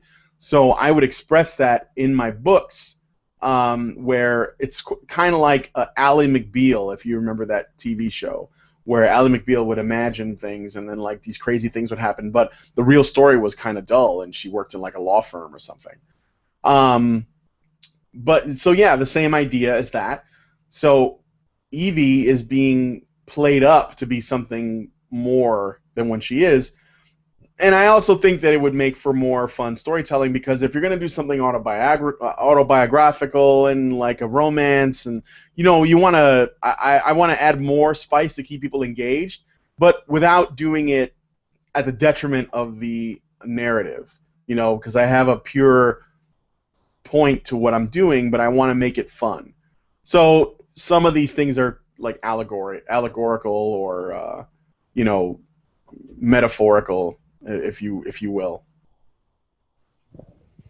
I think actually that is rather genius what you're doing. It's almost like what some, once I like watching like the behind the scenes on what they do with movies, and like one of the things they did for like Kung Fu Panda is they used different color backgrounds to kind of influence the overall atmosphere of what was happening in any particular scene. So, and I really feel like that's really what you're doing, that you're kind of reaching into our minds and is like, hey, pay attention to this person. Notice how they've changed. There's, something going on here you need to pay attention to. So I think it's really ingenious on how you're accomplishing that by how we start off seeing Diane as a plain girl. I thought she was still cute, but then I kind of like girls that look like that. And then we start seeing her more as someone a lot more attractive. So I thought that was really ingenious of you, honestly. Well, thank you. All right. Yeah, go on. So many social justice warriors on Tumblr tell us that people of color, or POC, their term, not mine, are not properly represented in media. Now, you being Puerto Rican, you had the opportunity to give your ethnicity, your race, your culture representation in your comic. Instead, your main character is a white guy. How do you respond to the idea that you pandered to white people, that you didn't properly represent the Puerto Ricans in media? Well, I didn't intentionally want to make it about color per se. So the first issue was in black and white and with some tone. So the characters would all appear like they're probably white. I wasn't all that concerned. Actually, it's funny because I mean I don't want to. Okay, let me address the color thing directly without context of Good Guy Comics. One of the things that I find interesting is that we concern ourselves with how much representation of various groups there are in our media. But one of the things that most people do not do is consider that in other parts of the world where you might have places that are, just as diverse, because America is predominantly a white country, that has like smatterings of other stuff. If you look at their media, then it would be dominated by their people. So if I went and watch a Bollywood film, I'm not going to see too many white guys in there. But no one's going to have a problem with that. If I watch a Nollywood film from Nigeria, there's going to be a lot of Nigerians and Africans in it. Not a lot of white people in those movies. If I watch a Hong Kong film, it'll be a lot of Chinese people. If I watch a film from Russia, it'll be a lot of Russians. So I think that the idea that we need representation is a bit weak, but that's my personal stance, and I say that as a minority myself. Like, there aren't many Puerto Ricans in film, but I don't let it bother me because we have Spanish-speaking stations, and people make media there. It just, yeah, sure, Mark Anthony's not going to probably win like an Oscar anytime soon for being in some big Hollywood film, but I don't know. For me, it doesn't really bother me. Good Guy, I do make the skin tone on Guy a little bit darker than other people, but truth be told, I'm not that dark-skinned a guy for a Puerto Rican guy. So I'm trying my best to reflect what I think is sort of the norm. And the other guys that I'm friends with, they were white, with the exception of Jay, who is the best friend character. He's actually an albino, and I didn't want to. Some albinos have white eyelids or eyelashes and white eyebrows and stuff. I didn't want to make him look like that because my friend who's an albino, he's actually this is based on a real person. His hair is darker than the average albino, but his eyes are pink and he's very light skinned. So I just did that for that character. So I do actually have a reasonable amount of diversity, but I don't really feel the need to state it outright, like to say I'm Puerto Rican and this guy's an albino and this girl over here is this, from this particular region. Like Diane is a mix of Puerto Rican and black, but she came out really light-skinned for whatever reason. And so, because her mother was really light.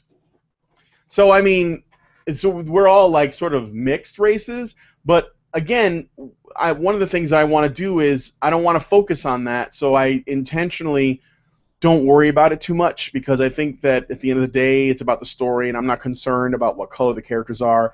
I mean, the girl after Diane, I'll give you a preview.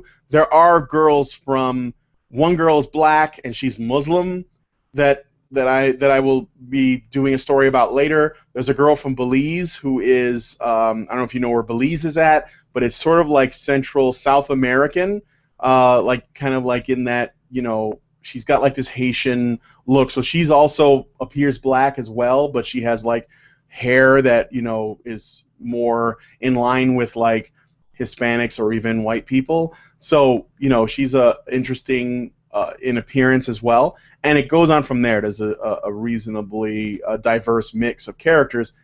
But I don't know. As far as how I present them, I don't want a cookie for that. I'm not that concerned. I think that the idea that we look at white as the default, I find interesting. And maybe that's just because I'm on the outside looking in, but I don't know. That stuff doesn't really mean anything to me.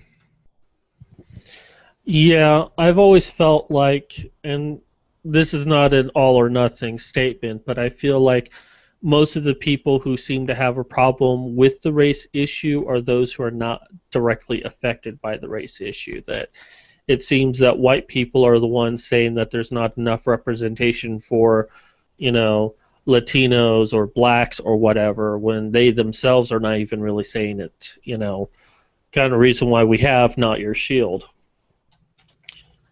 Right. All right, so you have talked about this a little bit, about future story arcs that you're going to be doing, but what is the future of Good Guy Comics?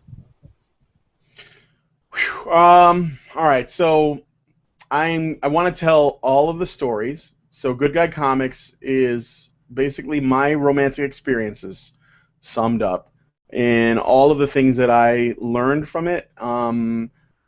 Each arc, or a completed arc, will revolve around a specific relationship pursuit from its beginning to its end, more like milestones.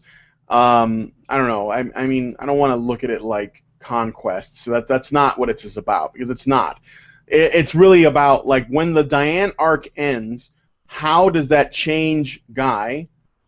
And because the story is already being told from a second-hand perspective, because you're talking to an older version of the character reflecting on his past self, it's like therapeutic, then the guy in the coffee house guy will sort of sum up what he learned and what happened to Diane since then. Maybe I may do that at the end of the volume, or I may wait until the end of the whole story, but I think I'll do it at the end of the volume. Just so that people, if they want to just read the Diane arc, they can, and they'd know, what happened with her and how that went.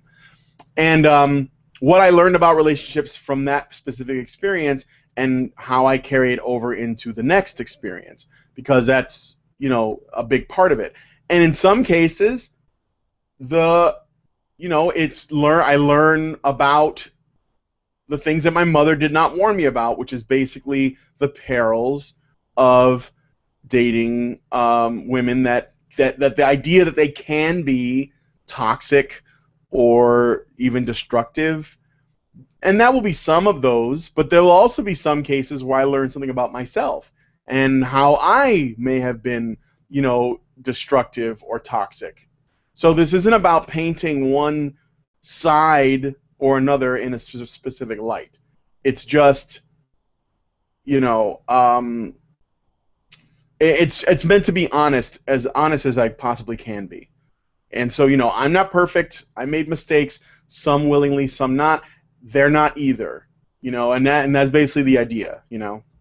So the future of Good Guy is to have one volume for every girl and do it long form over a long period of time. Hopefully ramp up the production, like, so I can make more pages more frequently. I'd like to grow it. I'd like to see it become a self-sustaining organism that maybe, has like a reasonable following. I know that's a little ambitious, but I don't see a reason why it can't be like that. And then, just grow it from there. If I can, I'd like to start my own comic printing company and call it, or publisher or whatever, and call it Good Guy Comics, the whole thing. So that's what I'd like to do. All right. Well, I do wish you a lot of luck with that. You know that I support your comic a lot.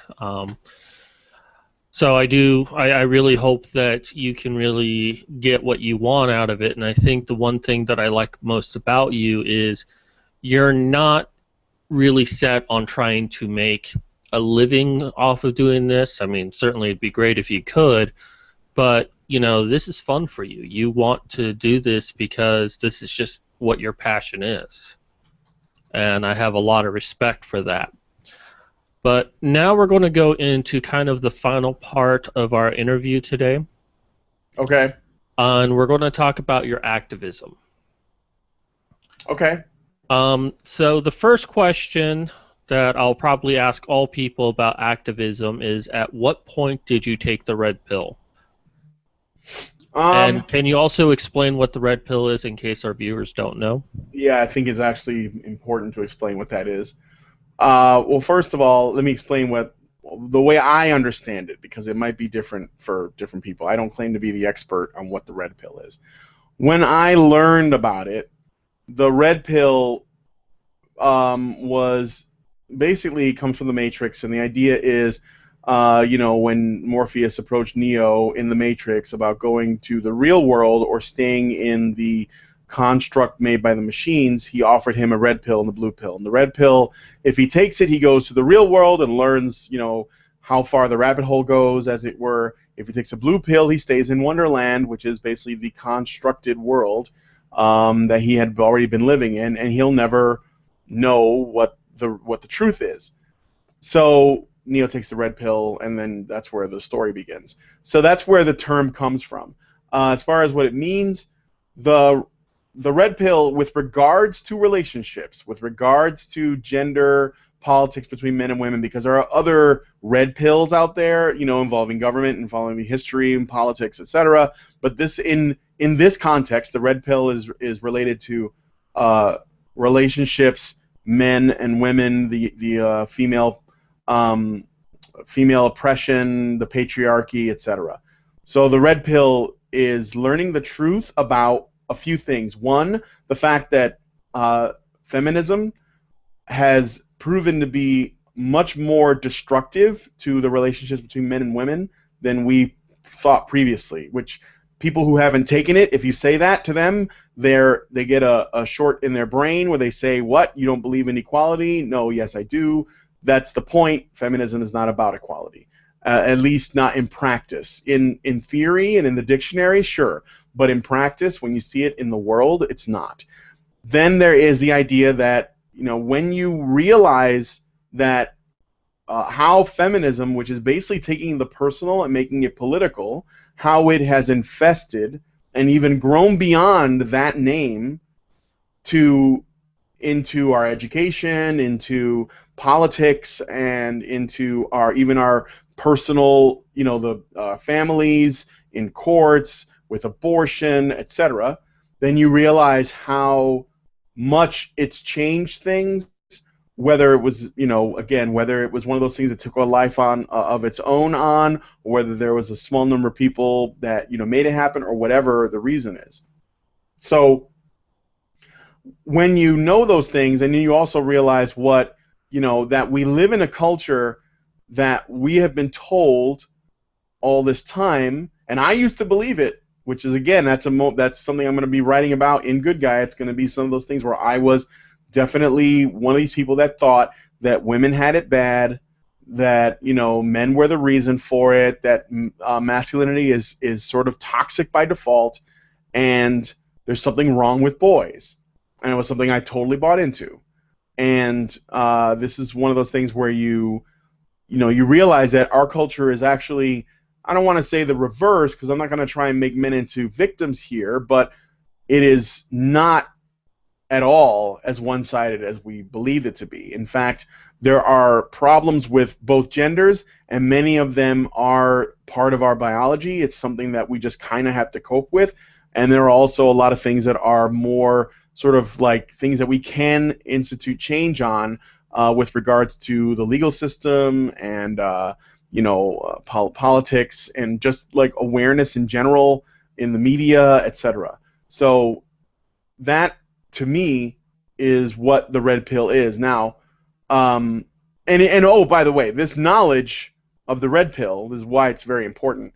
When you learn that our culture is more gynocentric than we thought, and you learn that these rules, these laws now exist, or that have existed, that are actually damaging to men, and you learn about all the lies, like the 1 in 5 rape statistic, like the 77 cents on the dollar statistic, like the only men get the top brass in like political power, or CEOs, or mostly men are in STEM fields, and these sorts of things. And we don't consider the other side of that coin, like the idea that mainly women aren't interested in doing that stuff. Mainly women are the ones that get the majority vote. And while we don't have women that are presidents or very powerful congressmen, a lot of those people are feminists. And so even if Obama is a feminist, even though he's not a woman, and that these terms, feminist and woman, they're not the same. They're different things. One is a gender, one is an ideology, and they don't mesh per se. So when we learn all those things, those truths, and then the biological truths like female hypergamy and what women generally want, and how we've always put men's shallowness out in the open, but we never really looked at in what ways women can be toxic and destructive, which is and like the lies about domestic violence, etc. The way that people react to it is different. And there are 3 primary ways that men especially, but women too, react to this new knowledge about the way the system really works and the way that our genders are. One, and some of these are not exclusive, some people do multiple, but one is men join or become pickup artists or PUAs, where basically they say, oh, well, now that I know how it works, I'm going to exploit it and use it to get laid as often as possible, or at least find a woman, now that I know how they really work, right? Now that I have this understanding. So that's the pickup artist community. That's its own animal, And then there are the MGTOW, the men going their own way, and those are the ones that say, oh, I see how this is not for me, I have no interest in this, I'm walking away, I'm checking out, I want to do my own thing, and I have no interest in trying to fight this, like I'm just going to take care of myself. So that's the men going their own way. And then there's the men's rights movement, which are the guys that are like, I want to change the laws, I think this is unfair, so I want to do something about family court, I want to do something about domestic violence shelters, I want to do something about this toxic masculinity that we keep talking about. I want to shoot the lies of feminism down. So these are the ways in Brian, which... let me interrupt you there. Let's try to go back to the original question more about you taking the red pill. I just wanted to explain how they're different. I apologize. All right, not a problem. All right, so when I found it when I heard about a friend of mine who, it was an old friend of mine who got divorced, and even though he was the primary caregiver and he had all the money and stuff, and his girlfriend, or his wife rather, was going to college, the moment she graduated from medical school, which he paid for on his dime, she divorced him, took half of his shit, and left. And it was really shocking. It was really out of nowhere. It devastated him. And we had a lot of conversations about it. And I was I was positive that this was a very much a 1 in a million chance that this sort of thing would happen. But I decided to investigate it because that was really scary. And I had a girlfriend at the time that I had been with for about almost 5 years. And so I wanted to investigate. And so when I did, I started coming across the work of Warren Farrell, and because he was the only person talking about it at the time that I was able to find. And then I also came across Barbarossa, surprisingly, who wasn't specifically calling it MGTOW yet. This is before they even had a name for it. And I learned about the grass eater movement, which another friend told me about, which was going on in Japan. So when I investigated those more and more, as I was sort of taking that stuff in, my girlfriend of 5 years left me. And she did it because she just, wanted to fuck somebody else. So I was like, okay, then you should probably leave.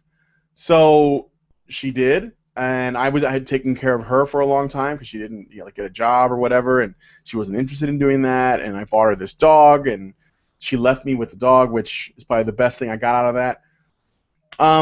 And that's when I came across Karen Strawn, A Girl Writes What, and I could not stop watching her videos.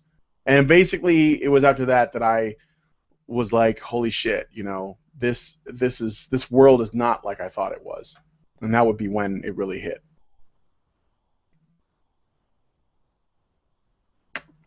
Hello? Is your mute button on? Am I alone here? Your mute is on still. Yes, it is on. Sorry, I was had to run away real quick. And by the way, you are very alone right now. I'm not here. Oh, okay. Well, then I can just keep talking. I have no doubt that you can. So, all right. So, trying to get my place back here. All right, so we've established the various facets of the movement. We established, kind of what led you to where you are now. Not all the way, but most of the way there. So I'm going to start kind of talking more about specific issues now. But first, why do you think men have it so tough in our society? You have mentioned that you've witnessed like what happened at your college, where it was blurted out by a female administrator, 1 in 3 men are going to rape if they can. Watch out. Right. Or, let me turn down my sound. I'm probably picking you up. But also the fact that, we're basically disposable in society, and we're easily overlooked as far as any of our personal issues go. Why do you think this is the case? I mean, men are supposed to be the powerful class, that we have all of the power, and yet we have the MRA, we have men's rights movement right now actually saying that is not quite the case. So back to my original question, why do you think men have it so tough? Well, there's a lot of small reasons that basically all, in my opinion, connect to one larger reason, and basically the main reason is that we generally do not empathize with men. And I mean women and men don't empathize with men. Men generally don't give a shit about men, and women generally also don't give a shit about men. And so there's an empathy gap, is if I could just put that out there in that regard. And that is, I mean, you can see it out your window. If a guy is successful and he's doing well and he's like in good shape and he's got money, then everyone is pretty much, they basically are like, well, yeah, that's what you're supposed to do and you're doing it, good for you. We're happy for them, but we're not ecstatic. Like, we don't celebrate men for existing. We only celebrate men for what they can do, what they can provide. We don't celebrate them by default. And when they don't make it, if they struggle, if they run into hardship, I mean, for me, I am a student and I have a job and I work for the Honey Badgers, but and I love doing all these things, but I don't own a car and I'm not the richest guy. Like I'm struggling to, keep my bills paid and stuff. But I do survive. I do okay, and I, can even treat myself every so often. But in the eyes of most people, I would be considered a person who has not achieved enough based on my age and experience. And that is because we generally do not care about men unless they are providing in some capacity. So that would be the shortest answer. The main reason is that we don't care.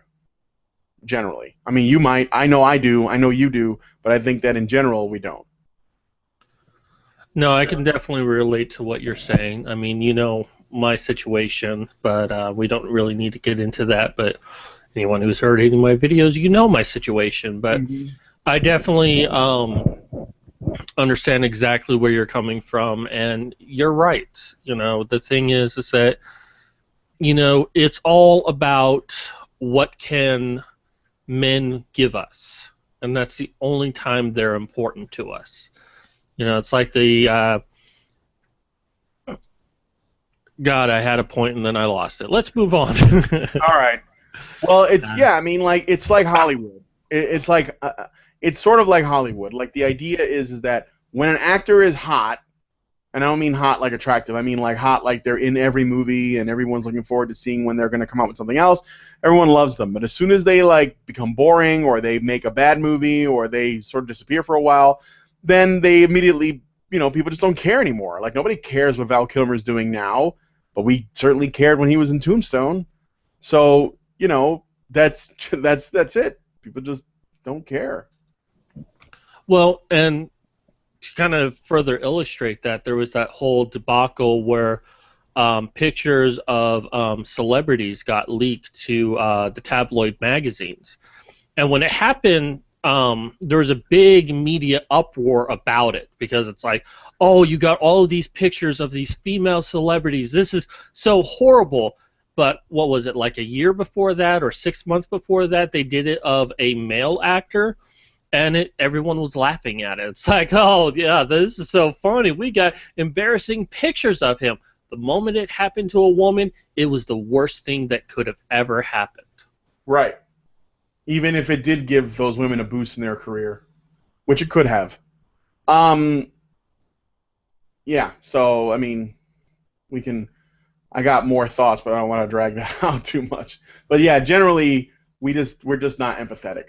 And one of the things about it, too, is, you know what, I'll wait till the next question. Go ahead.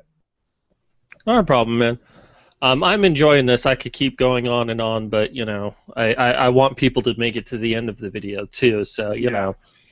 All right. So, what do you think about what women are fighting for? Not just feminism, but also the anti-feminists. But in general, what issues women are facing. What are your thoughts about that? Is there anything legitimate to what they're fighting for? Do men really have something that they don't, or are they equal to men in every way?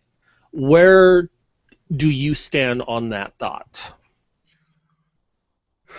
I think that women have their own challenges, and I would not pretend like that's not the case. However, I do think that in the first world, they are probably among the most privileged people on the earth, and I say that with all manner of awareness that I do not like the concept of privilege at all, so it's sort of like a tongue-in-cheek statement.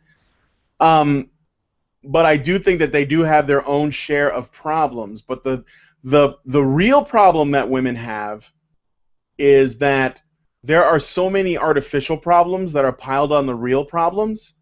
And I mean artificial problems like those, crazy rape stats and those crazy wage stats and STEM fields and politics and all those other things that are mostly either lies, exaggerations, or things that we can't really learn the truth about. there's so many of those false or misleading problems, or maybe just overblown ones, that we can't fish through them to see where the genuine ones are at, because we're dealing with the artificial ones or the constructed ones. Even though we have legislation-wise dealt with them, like it's illegal to pay someone different for the same job, but we still tout the 70 cents on the dollar statistic.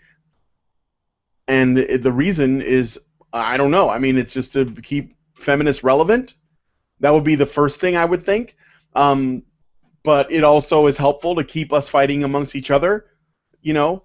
So I think that we can look at stuff like abortion and same-sex marriage for women and, you know, other things that are, if we can be objective and if we can have honest conversation about them, but it's there's so many other problems, it just becomes really difficult to really say it. Now, as far as that's, you know, the common woman. As far as the problems that feminists have, they're mostly made up, and they're not willing to have honest discussion to either, you know, wake up and smell the coffee and see where, you know, where they really stand on those issues, or at least get a discussion going between two sides of an idea so that we can get to a truth, like a common ground or a real truth, but they're not concerned with doing that. And the anti-feminists, like the honey badgers I work with, or at least people who are critical of feminism, like the Women Against Feminism, they have it rough because they're being dismissed, they're not being listened to, and again, it goes back to what I was saying, they're not allowed to have the voice. I mean, they can put a tweet out there, but the people that are the ones that should be getting this message and having this discussion don't want to have it. So those women are, I think, they really have something to say, and we should be listening to them. I think it's a little bit of a shame that it takes a woman to, fight for men, and I know that my female honey badger friends would agree with me, but unfortunately this is how it has to be, and they're still having a hard time of it.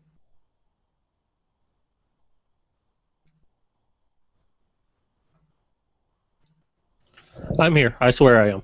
No, that's fine. All right. So I really love what you said right at the beginning of that. That the problem is that there may actually be issues, but there are too many artificial ones that are getting in the way. That's kind of like clogging the machine. So we have to go through all of these artificial problems that are not even actual problems, but keep being presented as problems. And that, you know, it's very hard for us to actually see what is really the problems that females are facing in the first world country. I mean, it's obvious what they're facing in third world countries. That's really out there. But first world, it's feminism that's really clogging up the system, in my opinion. And I definitely agree with you on that. So I'm going to do something a little bit different. There was a men's rights survey that came out about 2 months ago, maybe a month ago. And it's really good, and I wish I could take credit for creating this. And I believe that it's still active now, so I kind of want to shill it a little bit because it's very good on what it did. But it asked a lot of male questions and female questions about a variety of issues and got a large sample size. It's currently at 221 responses, which is more than most feminist surveys. So most feminist sample sizes? Yeah, sample sizes. So I really want to stress, like, if we could get like 300, 500, 1,000, this is something that, because feminism speaks in numbers. They only understand, like, if you say 1 in 5, it's like, oh, rape culture. 1 in 3, men who want to rape women, you know, stuff like that. So you have to give them numbers, and if we can use this and say, here are some numbers, go through them, you know. So I want to kind of highlight a couple of things in this and kind of get your feedback a little bit. You if there's something specific you want to say on something, all I ask is that you try to keep it short so we can get through a number of these. But Yeah. mostly what I'm wanting from you in this duration is kind of like, do you strongly agree with the statement? Are you for it, against it? Something like that. Okay. Okay, so the first is circumcision is a religious right of parents. I'm against it. Well, Okay. yeah, I am. I know it's a tough question. I wasn't Yeah, it is. circumcised. That's a tough question because, I don't want to deny people. Um, I think that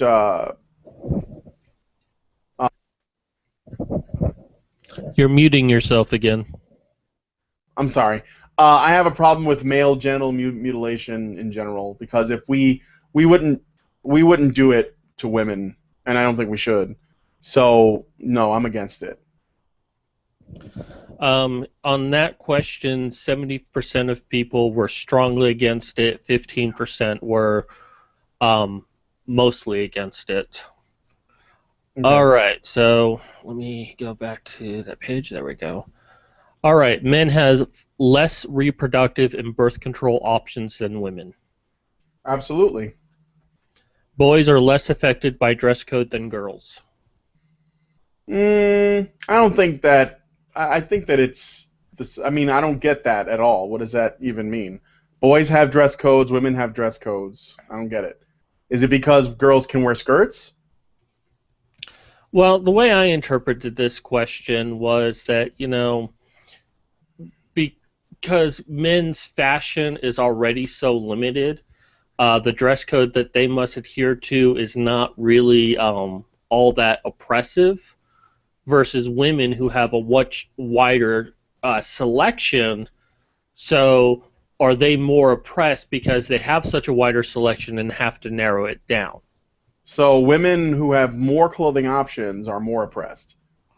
I think that's where it's going with, Yeah, because they no, can no. only wear a certain set of clothing at school, so that means they're denied a lot of other options that are available to women in our culture. Yeah, I'm sorry. That sounds like whining to me.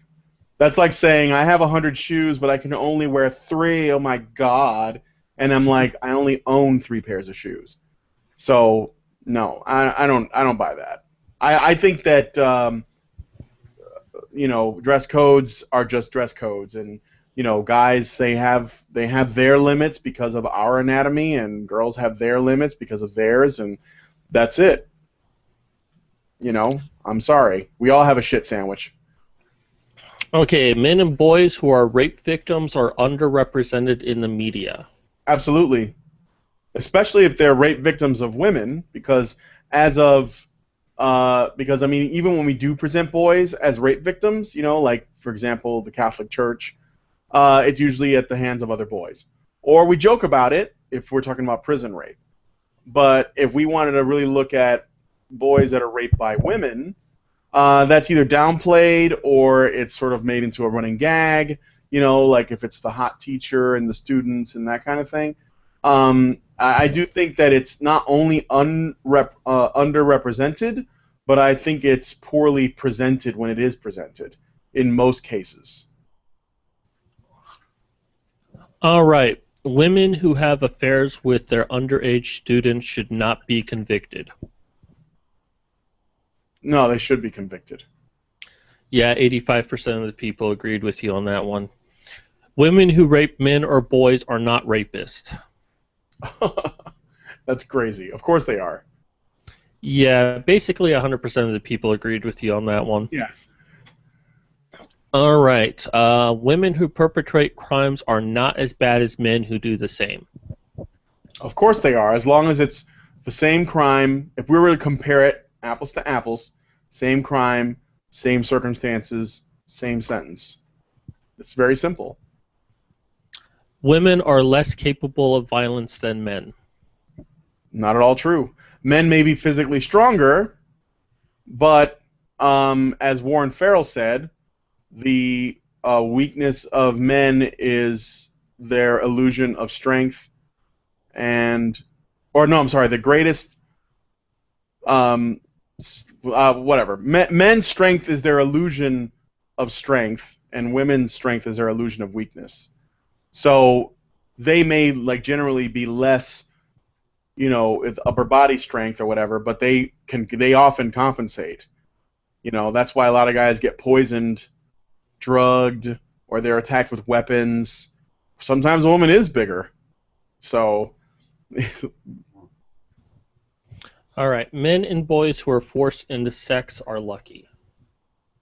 no. No, if they're forced and they didn't want it, then no, they're not lucky. Women are better parents than men. Of course not. Not inherently. All men are rapists until taught otherwise. Of course not. That's crazy. Yeah, 100% of people agree with you on that one. Boys who prefer to play with toys associated with girls are met with hostility from their parents, the media, and schools. I don't think so, but that's a very anecdotal question. I think the difference that people's experiences are going to be different.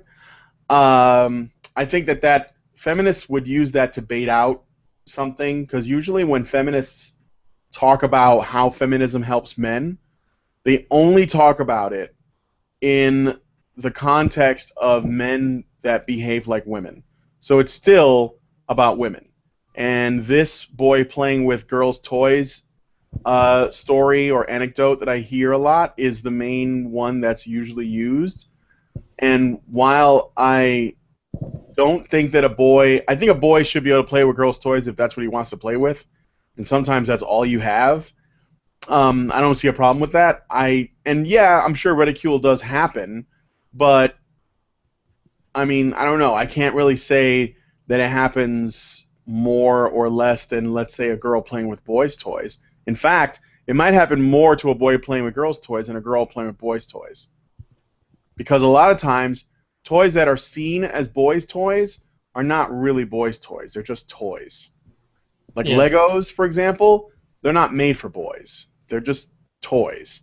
But Lego wanted more girls to play with them, so they made a line called Lego Friends that was pastel, and you can make malls and like social places for girls to play in, and that was the market that they specifically sent it to. So while Lego in general was for boys and girls, then there was a Lego subset that was specifically for girls. But no one would. I don't think anyone would judge a girl for playing with like what people see as a boy's toy. Men and boys cannot be victims of sexism. Oh, I've heard this one before. Of course they can. In fact, the idea that you could say that they cannot is sexist. It's just like saying white people can't be racist. Or white people can't be victims of racism, rather. It's bullshit. So yeah, of course they can. There is no need for male domestic violence shelters. Of course there is. Or at least there should just be domestic violence centers that are not only women. That although I can understand why they would keep them separate. Video games do not sexualize men. Of course they do. Yeah. What is sexualization of men? That's important because remember when I was saying before about one of the things I learned about the red pill is what women find attractive.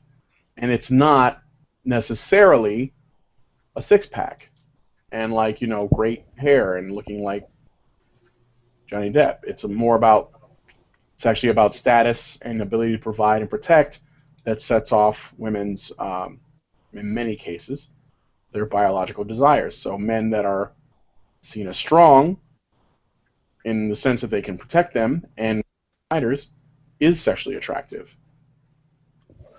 Men raped in jail deserve it. No. Pretty much 100% of people agreed with you on that one. Yeah. Men and boys' issues are routinely ignored by the general population. Yep. They are. I agree with Gamergate. Absolutely. And yes, that is actually a question in here. That's good. About 75% of the people answered yes to that. Toys like Barbie negatively affect the aspiration and or self-esteem of girls. Nope. That's assuming a lot of that girls are. That assumes that girls are really weak. To basically tell them that if they play with Barbies, it's going to affect their future. You know what negatively affects girls' future? Taking gender studies courses. And I mean that not just because I mean that not just because it's bullshit, but because it's a degree that would be better used if it was doing something more constructive. Like if women want to see more women, if feminists rather want to see more women in STEM fields, then they shouldn't be telling women that have already taken a major in gender studies that there should be more women in STEM fields. Those women that are in gender studies could have been in STEM fields instead. So if you look at how many women have gotten degrees in gender studies and like sociology and those kinds of things, even though yes, I do know that some women are interested in that, if those women all went to STEM fields, they'd be killing us guys in those departments. But they ended up doing that instead, where they got told they should have been in the other place. So Barbie doesn't hurt them as much as gender studies does. How important is men defending themselves against female abusers to you? Defending like with a physical attack? Yeah, and self-defense. How important is it that men can use self-defense against women who are abusing them? Well, ethically, it's a one-for-one. Like, I think that they should be able to flat out. That, you know, if you're being attacked, you should defend yourself. Like, if somebody comes at you like a man, then you attack them. You know, you would defend yourself like you were defending yourself against a man.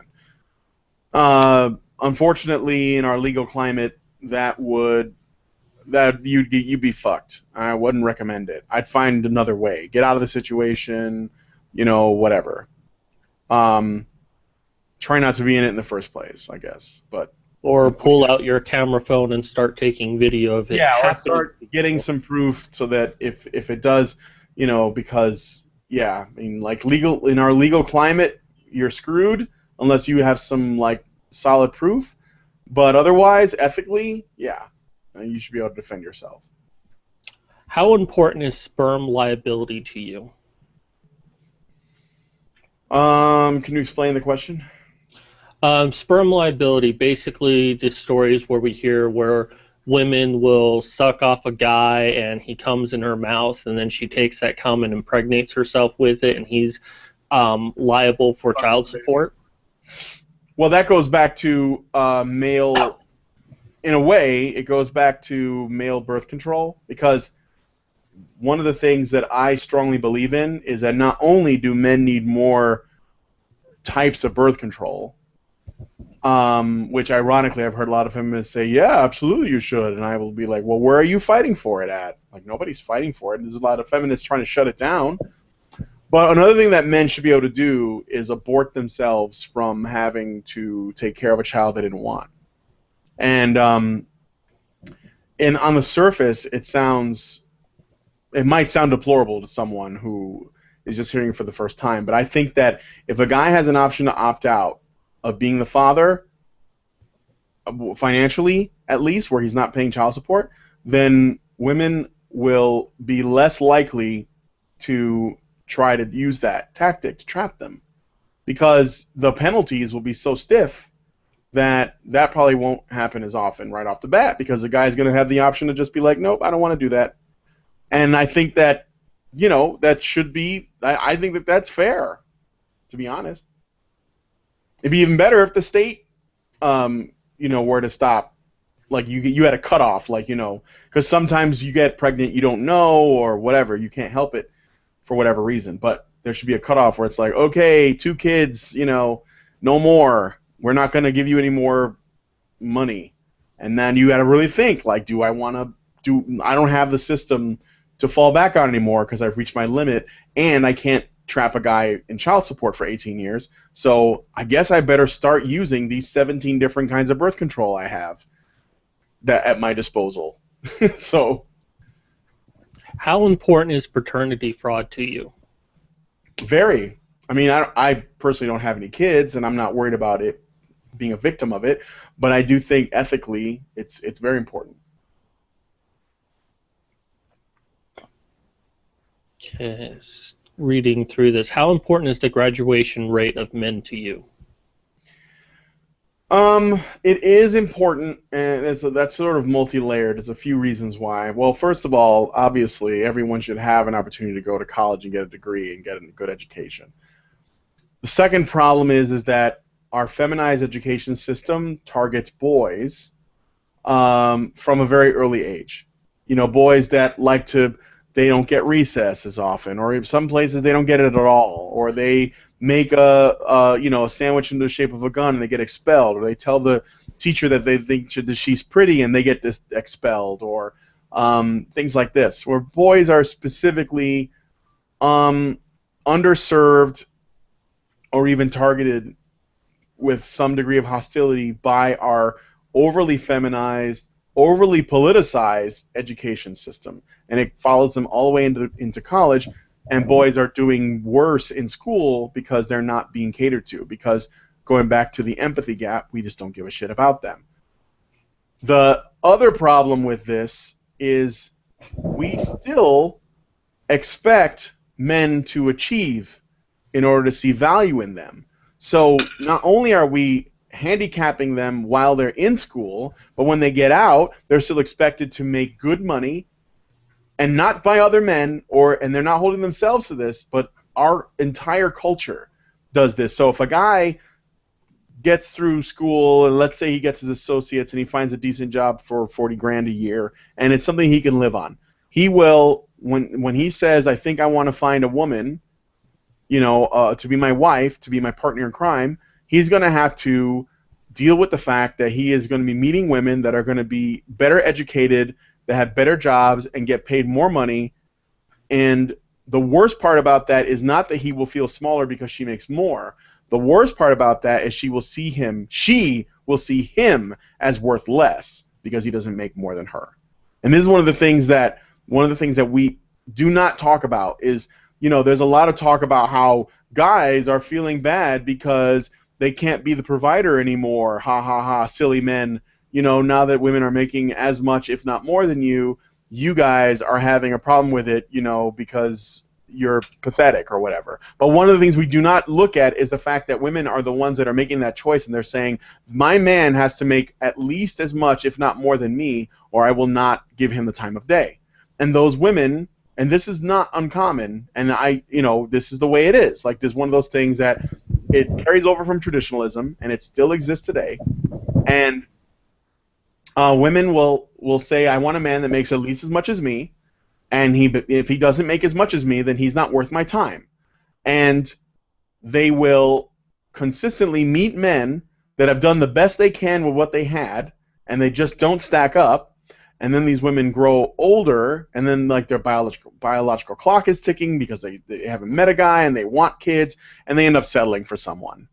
And they might not even be in the healthiest relationship. And I'm not saying that men need to make more than women, but we need to, if they're going to be partners in crime, we need to see each other as equals. We need to help boys be better educated earlier by catering to their specific needs, so that when they are out of college, they can at least stand toe-to-toe with their peers, and men and women can see each other more as equals. But the way it is now, we hold it against men for seeing themselves as less adequate, but we don't hold women accountable for seeing those men as less adequate, even though those men might be in that position because of a bunch of factors that led them to that point. All right, so we're going to kind of switch gears here. By the way, very well said on everything you said there, but We're going to start looking at some female issues that this survey raised. So I'm just going to pick out a few of these here. How important is teen pregnancy prevention to you? I think it's really important. I think that girls that are teenagers, they really need to be aware of what the penalties of becoming pregnant. I mean, you can't stop teens from being sexually active per se. Um, I mean, that's not something that I think should be happening on the you know, government level or school level, but that's something that happens at home with the parents. But in the case that those things are not avoided, then yeah, I mean, we definitely need to address teen pregnancy. I think we do to the best of our ability. I mean, we provide, sexual education, and they have like all these different birth controls and stuff. But I do think it's still important. I mean, in that, because if a girl gets pregnant when she's 16 and she doesn't know what to do and she doesn't have the appropriate places to go, she's screwed for the rest of her life. Or at least I mean, yeah, likely all of her ambitions are gone, because that's it. That's the thing. When you have a baby, your life is over. Their life begins. All right, and how important are body image campaigns for girls to you? Um, I think that they are pretty important, but I think that one of the things that I don't have a problem with it, but one of the things that I think is an unfortunate thing that I have to mention is the idea that it's needed right now.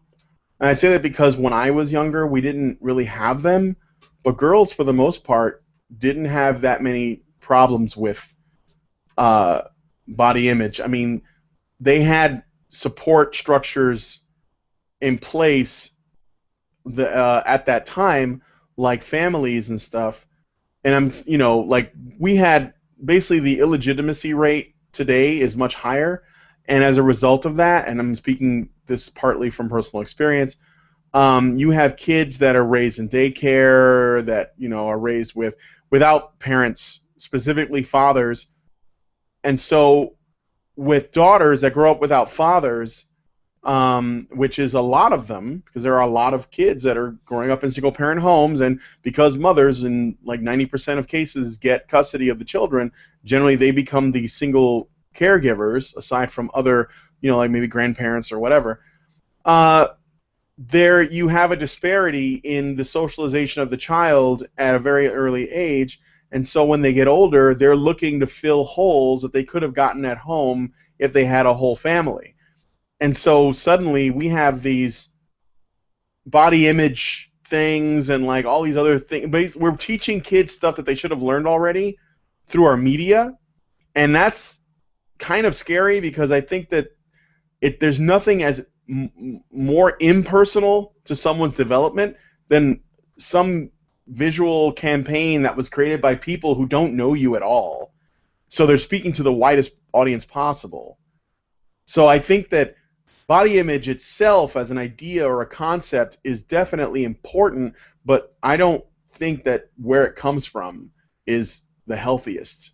I think that it should have come there earlier from somewhere else.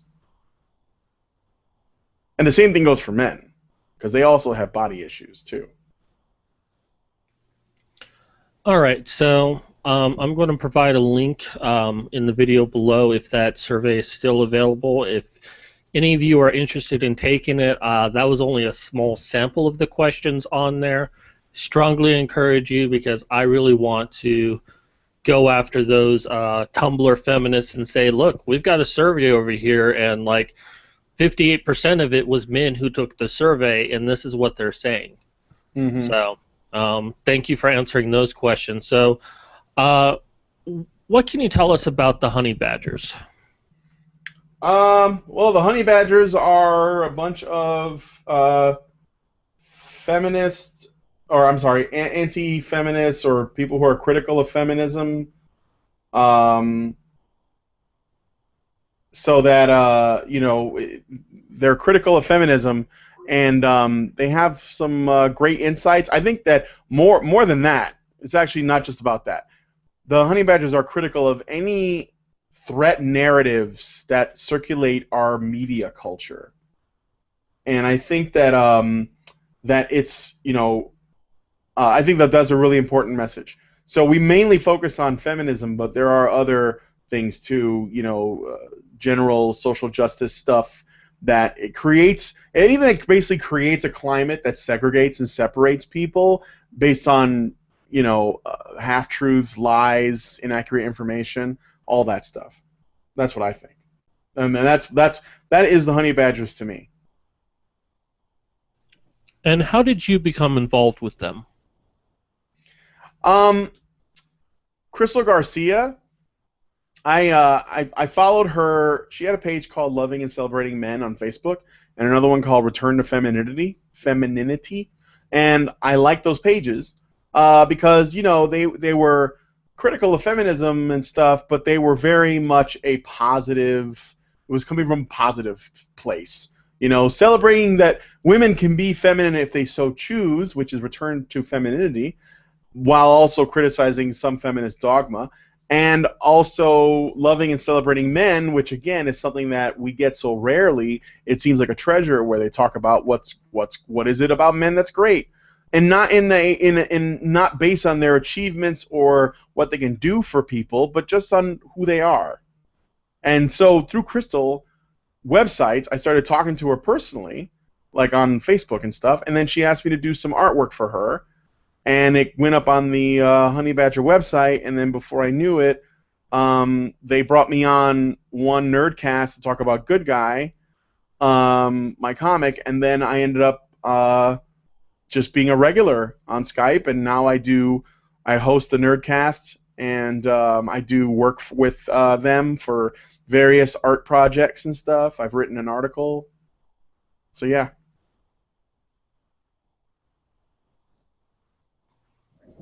All right. And what kind of treatment do you get from feminists? I don't interact with them too often. But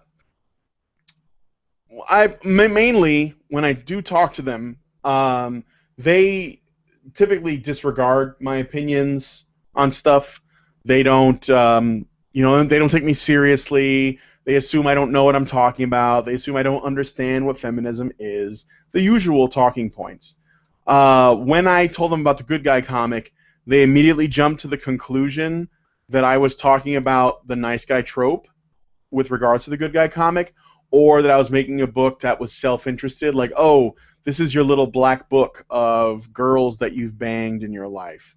Which is, again, this goes back to the thing I was speaking about before about how, for some reason, I'm seen as predatory and, I'm making a list of conquests rather than a list of experiences because I wanted something real and genuine. And I had a lot of struggles. And I think that is worthy of some empathy. And not just for me, but for any guys that have been through that. So those are, for the most part, that's the kind of stuff. I've been blocked. I've been banned. I've lost friends for being critical of feminism. But yeah, that's basically my experience with feminists. What is your take on rape culture and false rape claims? Rape culture is bullshit. At least the idea that we live in a culture that condones rape and excuses it because we've made it illegal, and most people find it deplorable. The idea that you can watch a film or a television show and have a rape victim in it because it will garner sympathy is proof that we are sympathetic to rape victims. Many people consider rape to be worse than murder, and murder is pretty much, you can't do much worse to someone than kill them. So the idea of rape culture being a real thing, at least in the West, and I would think mostly globally, it's probably seen as horrendous, maybe on different levels, but definitely in the West, there is no rape culture, at least not the way they want to see it. Now, if you want to talk about what I think a real rape culture is, it's our prisons, because that's the only place where we joke about it when guys get sent to prison, and I mean specifically guys. As far as false rape claims goes, I think that the idea that we support, essentially, the problem with false rape claims is not how often they happen or whether or not they happen. It's the fact that a person can make one and ruin someone's life. So the idea that it can happen, and it can happen without any repercussions for the person making the claim getting caught in a lie, that is the problem. And that's something that has to happen, there has to be changes made not only at the legal level, but also, this is a really, ambitious thought, but on the cultural level, where we have to view rape claims as any other crime, innocent until proven guilty.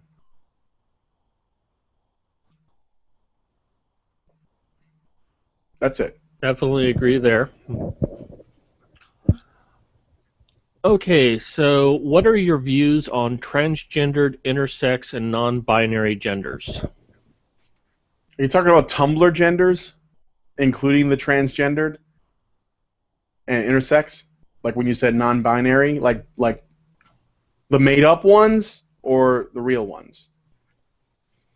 Well, there are people out there who feel that they are transgendered, or they are a combination of the two sexes, or feel that they are neither sex. Okay. I have a transgendered friend that I've known for a long, long time, and we have butt heads because she's a she now, has taken science that is still somewhat not confirmed about the existence of gender as a fluid term, like the fluidity of it. It comes from a guy named John Money, and there was a big documentary about what he did to this child to prove that gender was fluid, and that a boy, if he's raised like a girl, could become a girl, which turned out to not work. The experiment was a colossal failure, and the boy that was raised as a girl ended up committing suicide. So that concept is still, I think the science is still it's not solid yet. I don't have a problem with someone who is transgendered. That's why I pointed out, I hate to say some of my best friends are transgender, but I do have a really old friend that is, and I think that, that's a real thing, and it can happen. And I'm glad that we have, systems in place to help those people that are dealing with that. Intersex is something that's hermaphrodite, right? I mean, if I remember correctly, that's something that happens. So yeah, sure. You're correct on that. It is hermaphrodite, yeah. But as I've been told, that term is offensive, so we have to say intersex. I don't know. Hermaphrodite sounds like a pretty official term. I think that I don't know. That was one of those things. I said the word tranny and one time, and my transgendered friend got really upset, and I told her that I don't see it. I mean, I'll take it back with respect to you, but if the word tranny is just short for transgendered, that would be like saying the word Brit is offensive to a British person. I just don't think it is. I think that people can get offended if they want to, but I can't be responsible for all that. As far as the non-binaries, that stuff, again, it goes back to the John Money thing. I respect people's choices as long as they don't try to use them as a hammer to silence my views on things, or to manipulate me or control me or thought police me. I don't care. That's your business. And then I don't mean I don't care like I'm cruel or indifferent, but rather you can do that if you want to. That's basically my feeling on all of those things. And I think that those people should be able to live full lives and go for whatever their goals are, and it should be unimpeded and everything. So yeah, I mean, I'm pretty ambivalent on the whole. All right, we're down to our last few questions for the night, and if you've gotten here so far, you've gone through a couple different videos so far. What I end up going to do is I'm going to go back and break these up at the different segments, so that way it's easier for a person to sit there and watch through it. Okay. All right, so are there any feminists you feel you can support? Absolutely. Anyone who exercises logic, reason, and evidence to back their claims, I can support. I'm open to getting my mind changed about any of the things that I've discussed, as long as people provide me with facts, because at the end of the day, I'm not to be against feminism on the whole is ideological in its own nature, and so I'm not going to do that for just because, But some feminists that I do support as it stands is Camille Paglia and Christina Hoff Sommers as two examples.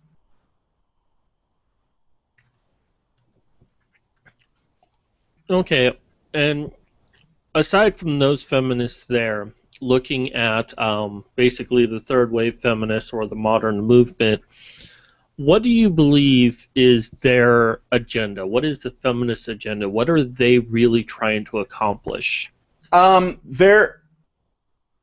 There are feminists in power that want to stay in power. So in order to do that, they have to keep feminism relevant. They have to keep making up new problems. They have to keep, creating bogus statistics. The only reason is not because they care about the issues. It's not because they care about whether or not these problems get solved. It's because they need to stay relevant. It's the same reason why people like Al Sharpton remain relevant. They just look for ways to exploit people and situations so they can keep making money. So that is, in my opinion, the agenda for the most powerful and the most influential feminists. As far as the rest of them goes, their agenda is probably legitimately to be equal, but they've been lied to so much they believe that that's what they're fighting for and that they're on the defensive or they're underrepresented or underprivileged and they're trying to match it. But unfortunately, they've drank the Kool-Aid, so that's what their agenda is. All right, and probably what's going to take another hour for you to talk about. What's your viewpoint on Anita Sarkeesian? Anita Sarkeesian, to be quite, I'll keep it short because I'm running out of time myself. Anita Sarkeesian is a con artist, plain and simple. She is an example of those feminists I was talking about before that want to stay in power. She is very smart. She has connections in high places. She knows how to exploit all her criticism, turn it into abuse, make herself into a professional victim so that she can collect money. She doesn't care about the issue. She doesn't really want to see these problems get solved, because if they do, then people won't need her anymore. And she wants to stay as relevant as she can. So she is a con artist. She doesn't play video games. She doesn't care about them. She just wants to remain relevant and in the public eye. That's why she appeared on ABC last night, I believe it was last night, talking about Gamergate, even though Gamergate is not about her, but she puts herself in the limelight. One thing that when I saw parts of the interview because of Thunderfoot video, but there was a scene in that video of Anita where she's playing a game or she's holding a controller and it looks like she's playing a game, and the only thing that I could think to myself is, at least this time it's on. The controller? Yeah. Yeah. For those who don't know, the in her Tropes versus Women Kickstarter page, when she was playing the Xbox in her video where she was just really pressing the buttons, the controller is actually off. So I was, they probably took extra pains, like, oh, make sure it's on. Yeah, but the game she was playing, the intensity of what was happening on the screen compared to what she was doing on her controller did not match. So she was still bullshitting. I mean, she was, because I knew what the game was, and I was like, you're not playing that. Because that's not how anyone would be playing that. so, yeah. All right, and my final question for the night. In the next 20 years, what would you like to see change in the world? Provided all things being equal and that things change in what you would consider a positive way. 20 years is a... I mean, since we're making wishes, because I don't think that much will change in 20 years. And I'm not saying that because I'm trying to be a downer. I just think that with the next generation coming up in this system, it's going to be very difficult to institute real change. But what I would like to see is, at the very least, in the next 20 years, I think that it would be good to see men being treated equally in the law. So with regards to all of the topics I already spoke about, false rape accusations, custody, parent-child custody stuff, stuff dealing with domestic violence, the rape culture stuff coming to light would be nice.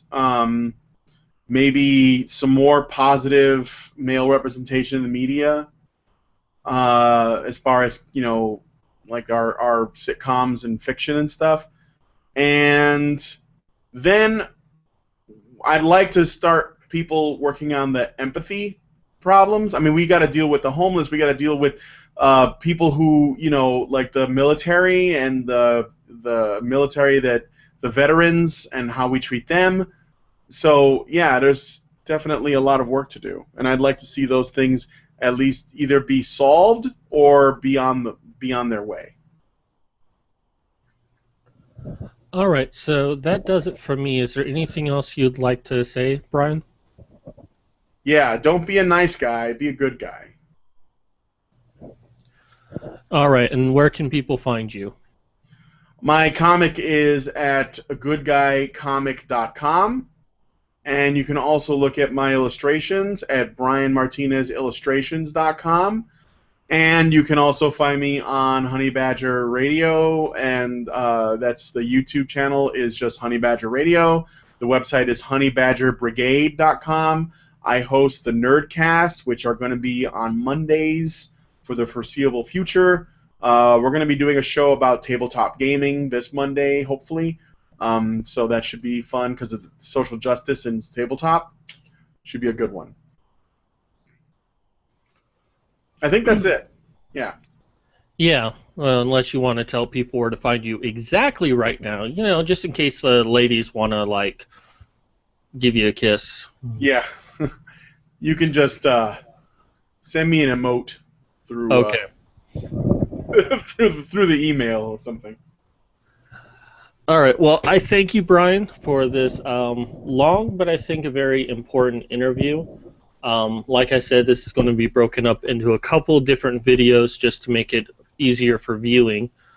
Definitely check out goodguycomic.com. There are over 15 pages so far, so there's quite a bit for you to take a look at. Beyond that, I definitely invite you to come back on my channel again to discuss whatever we decide at the time, but I definitely enjoy talking to you. Yeah, that'd be cool. We should do it again. All right, so I'm going to go ahead and sign off, and everyone have a good night.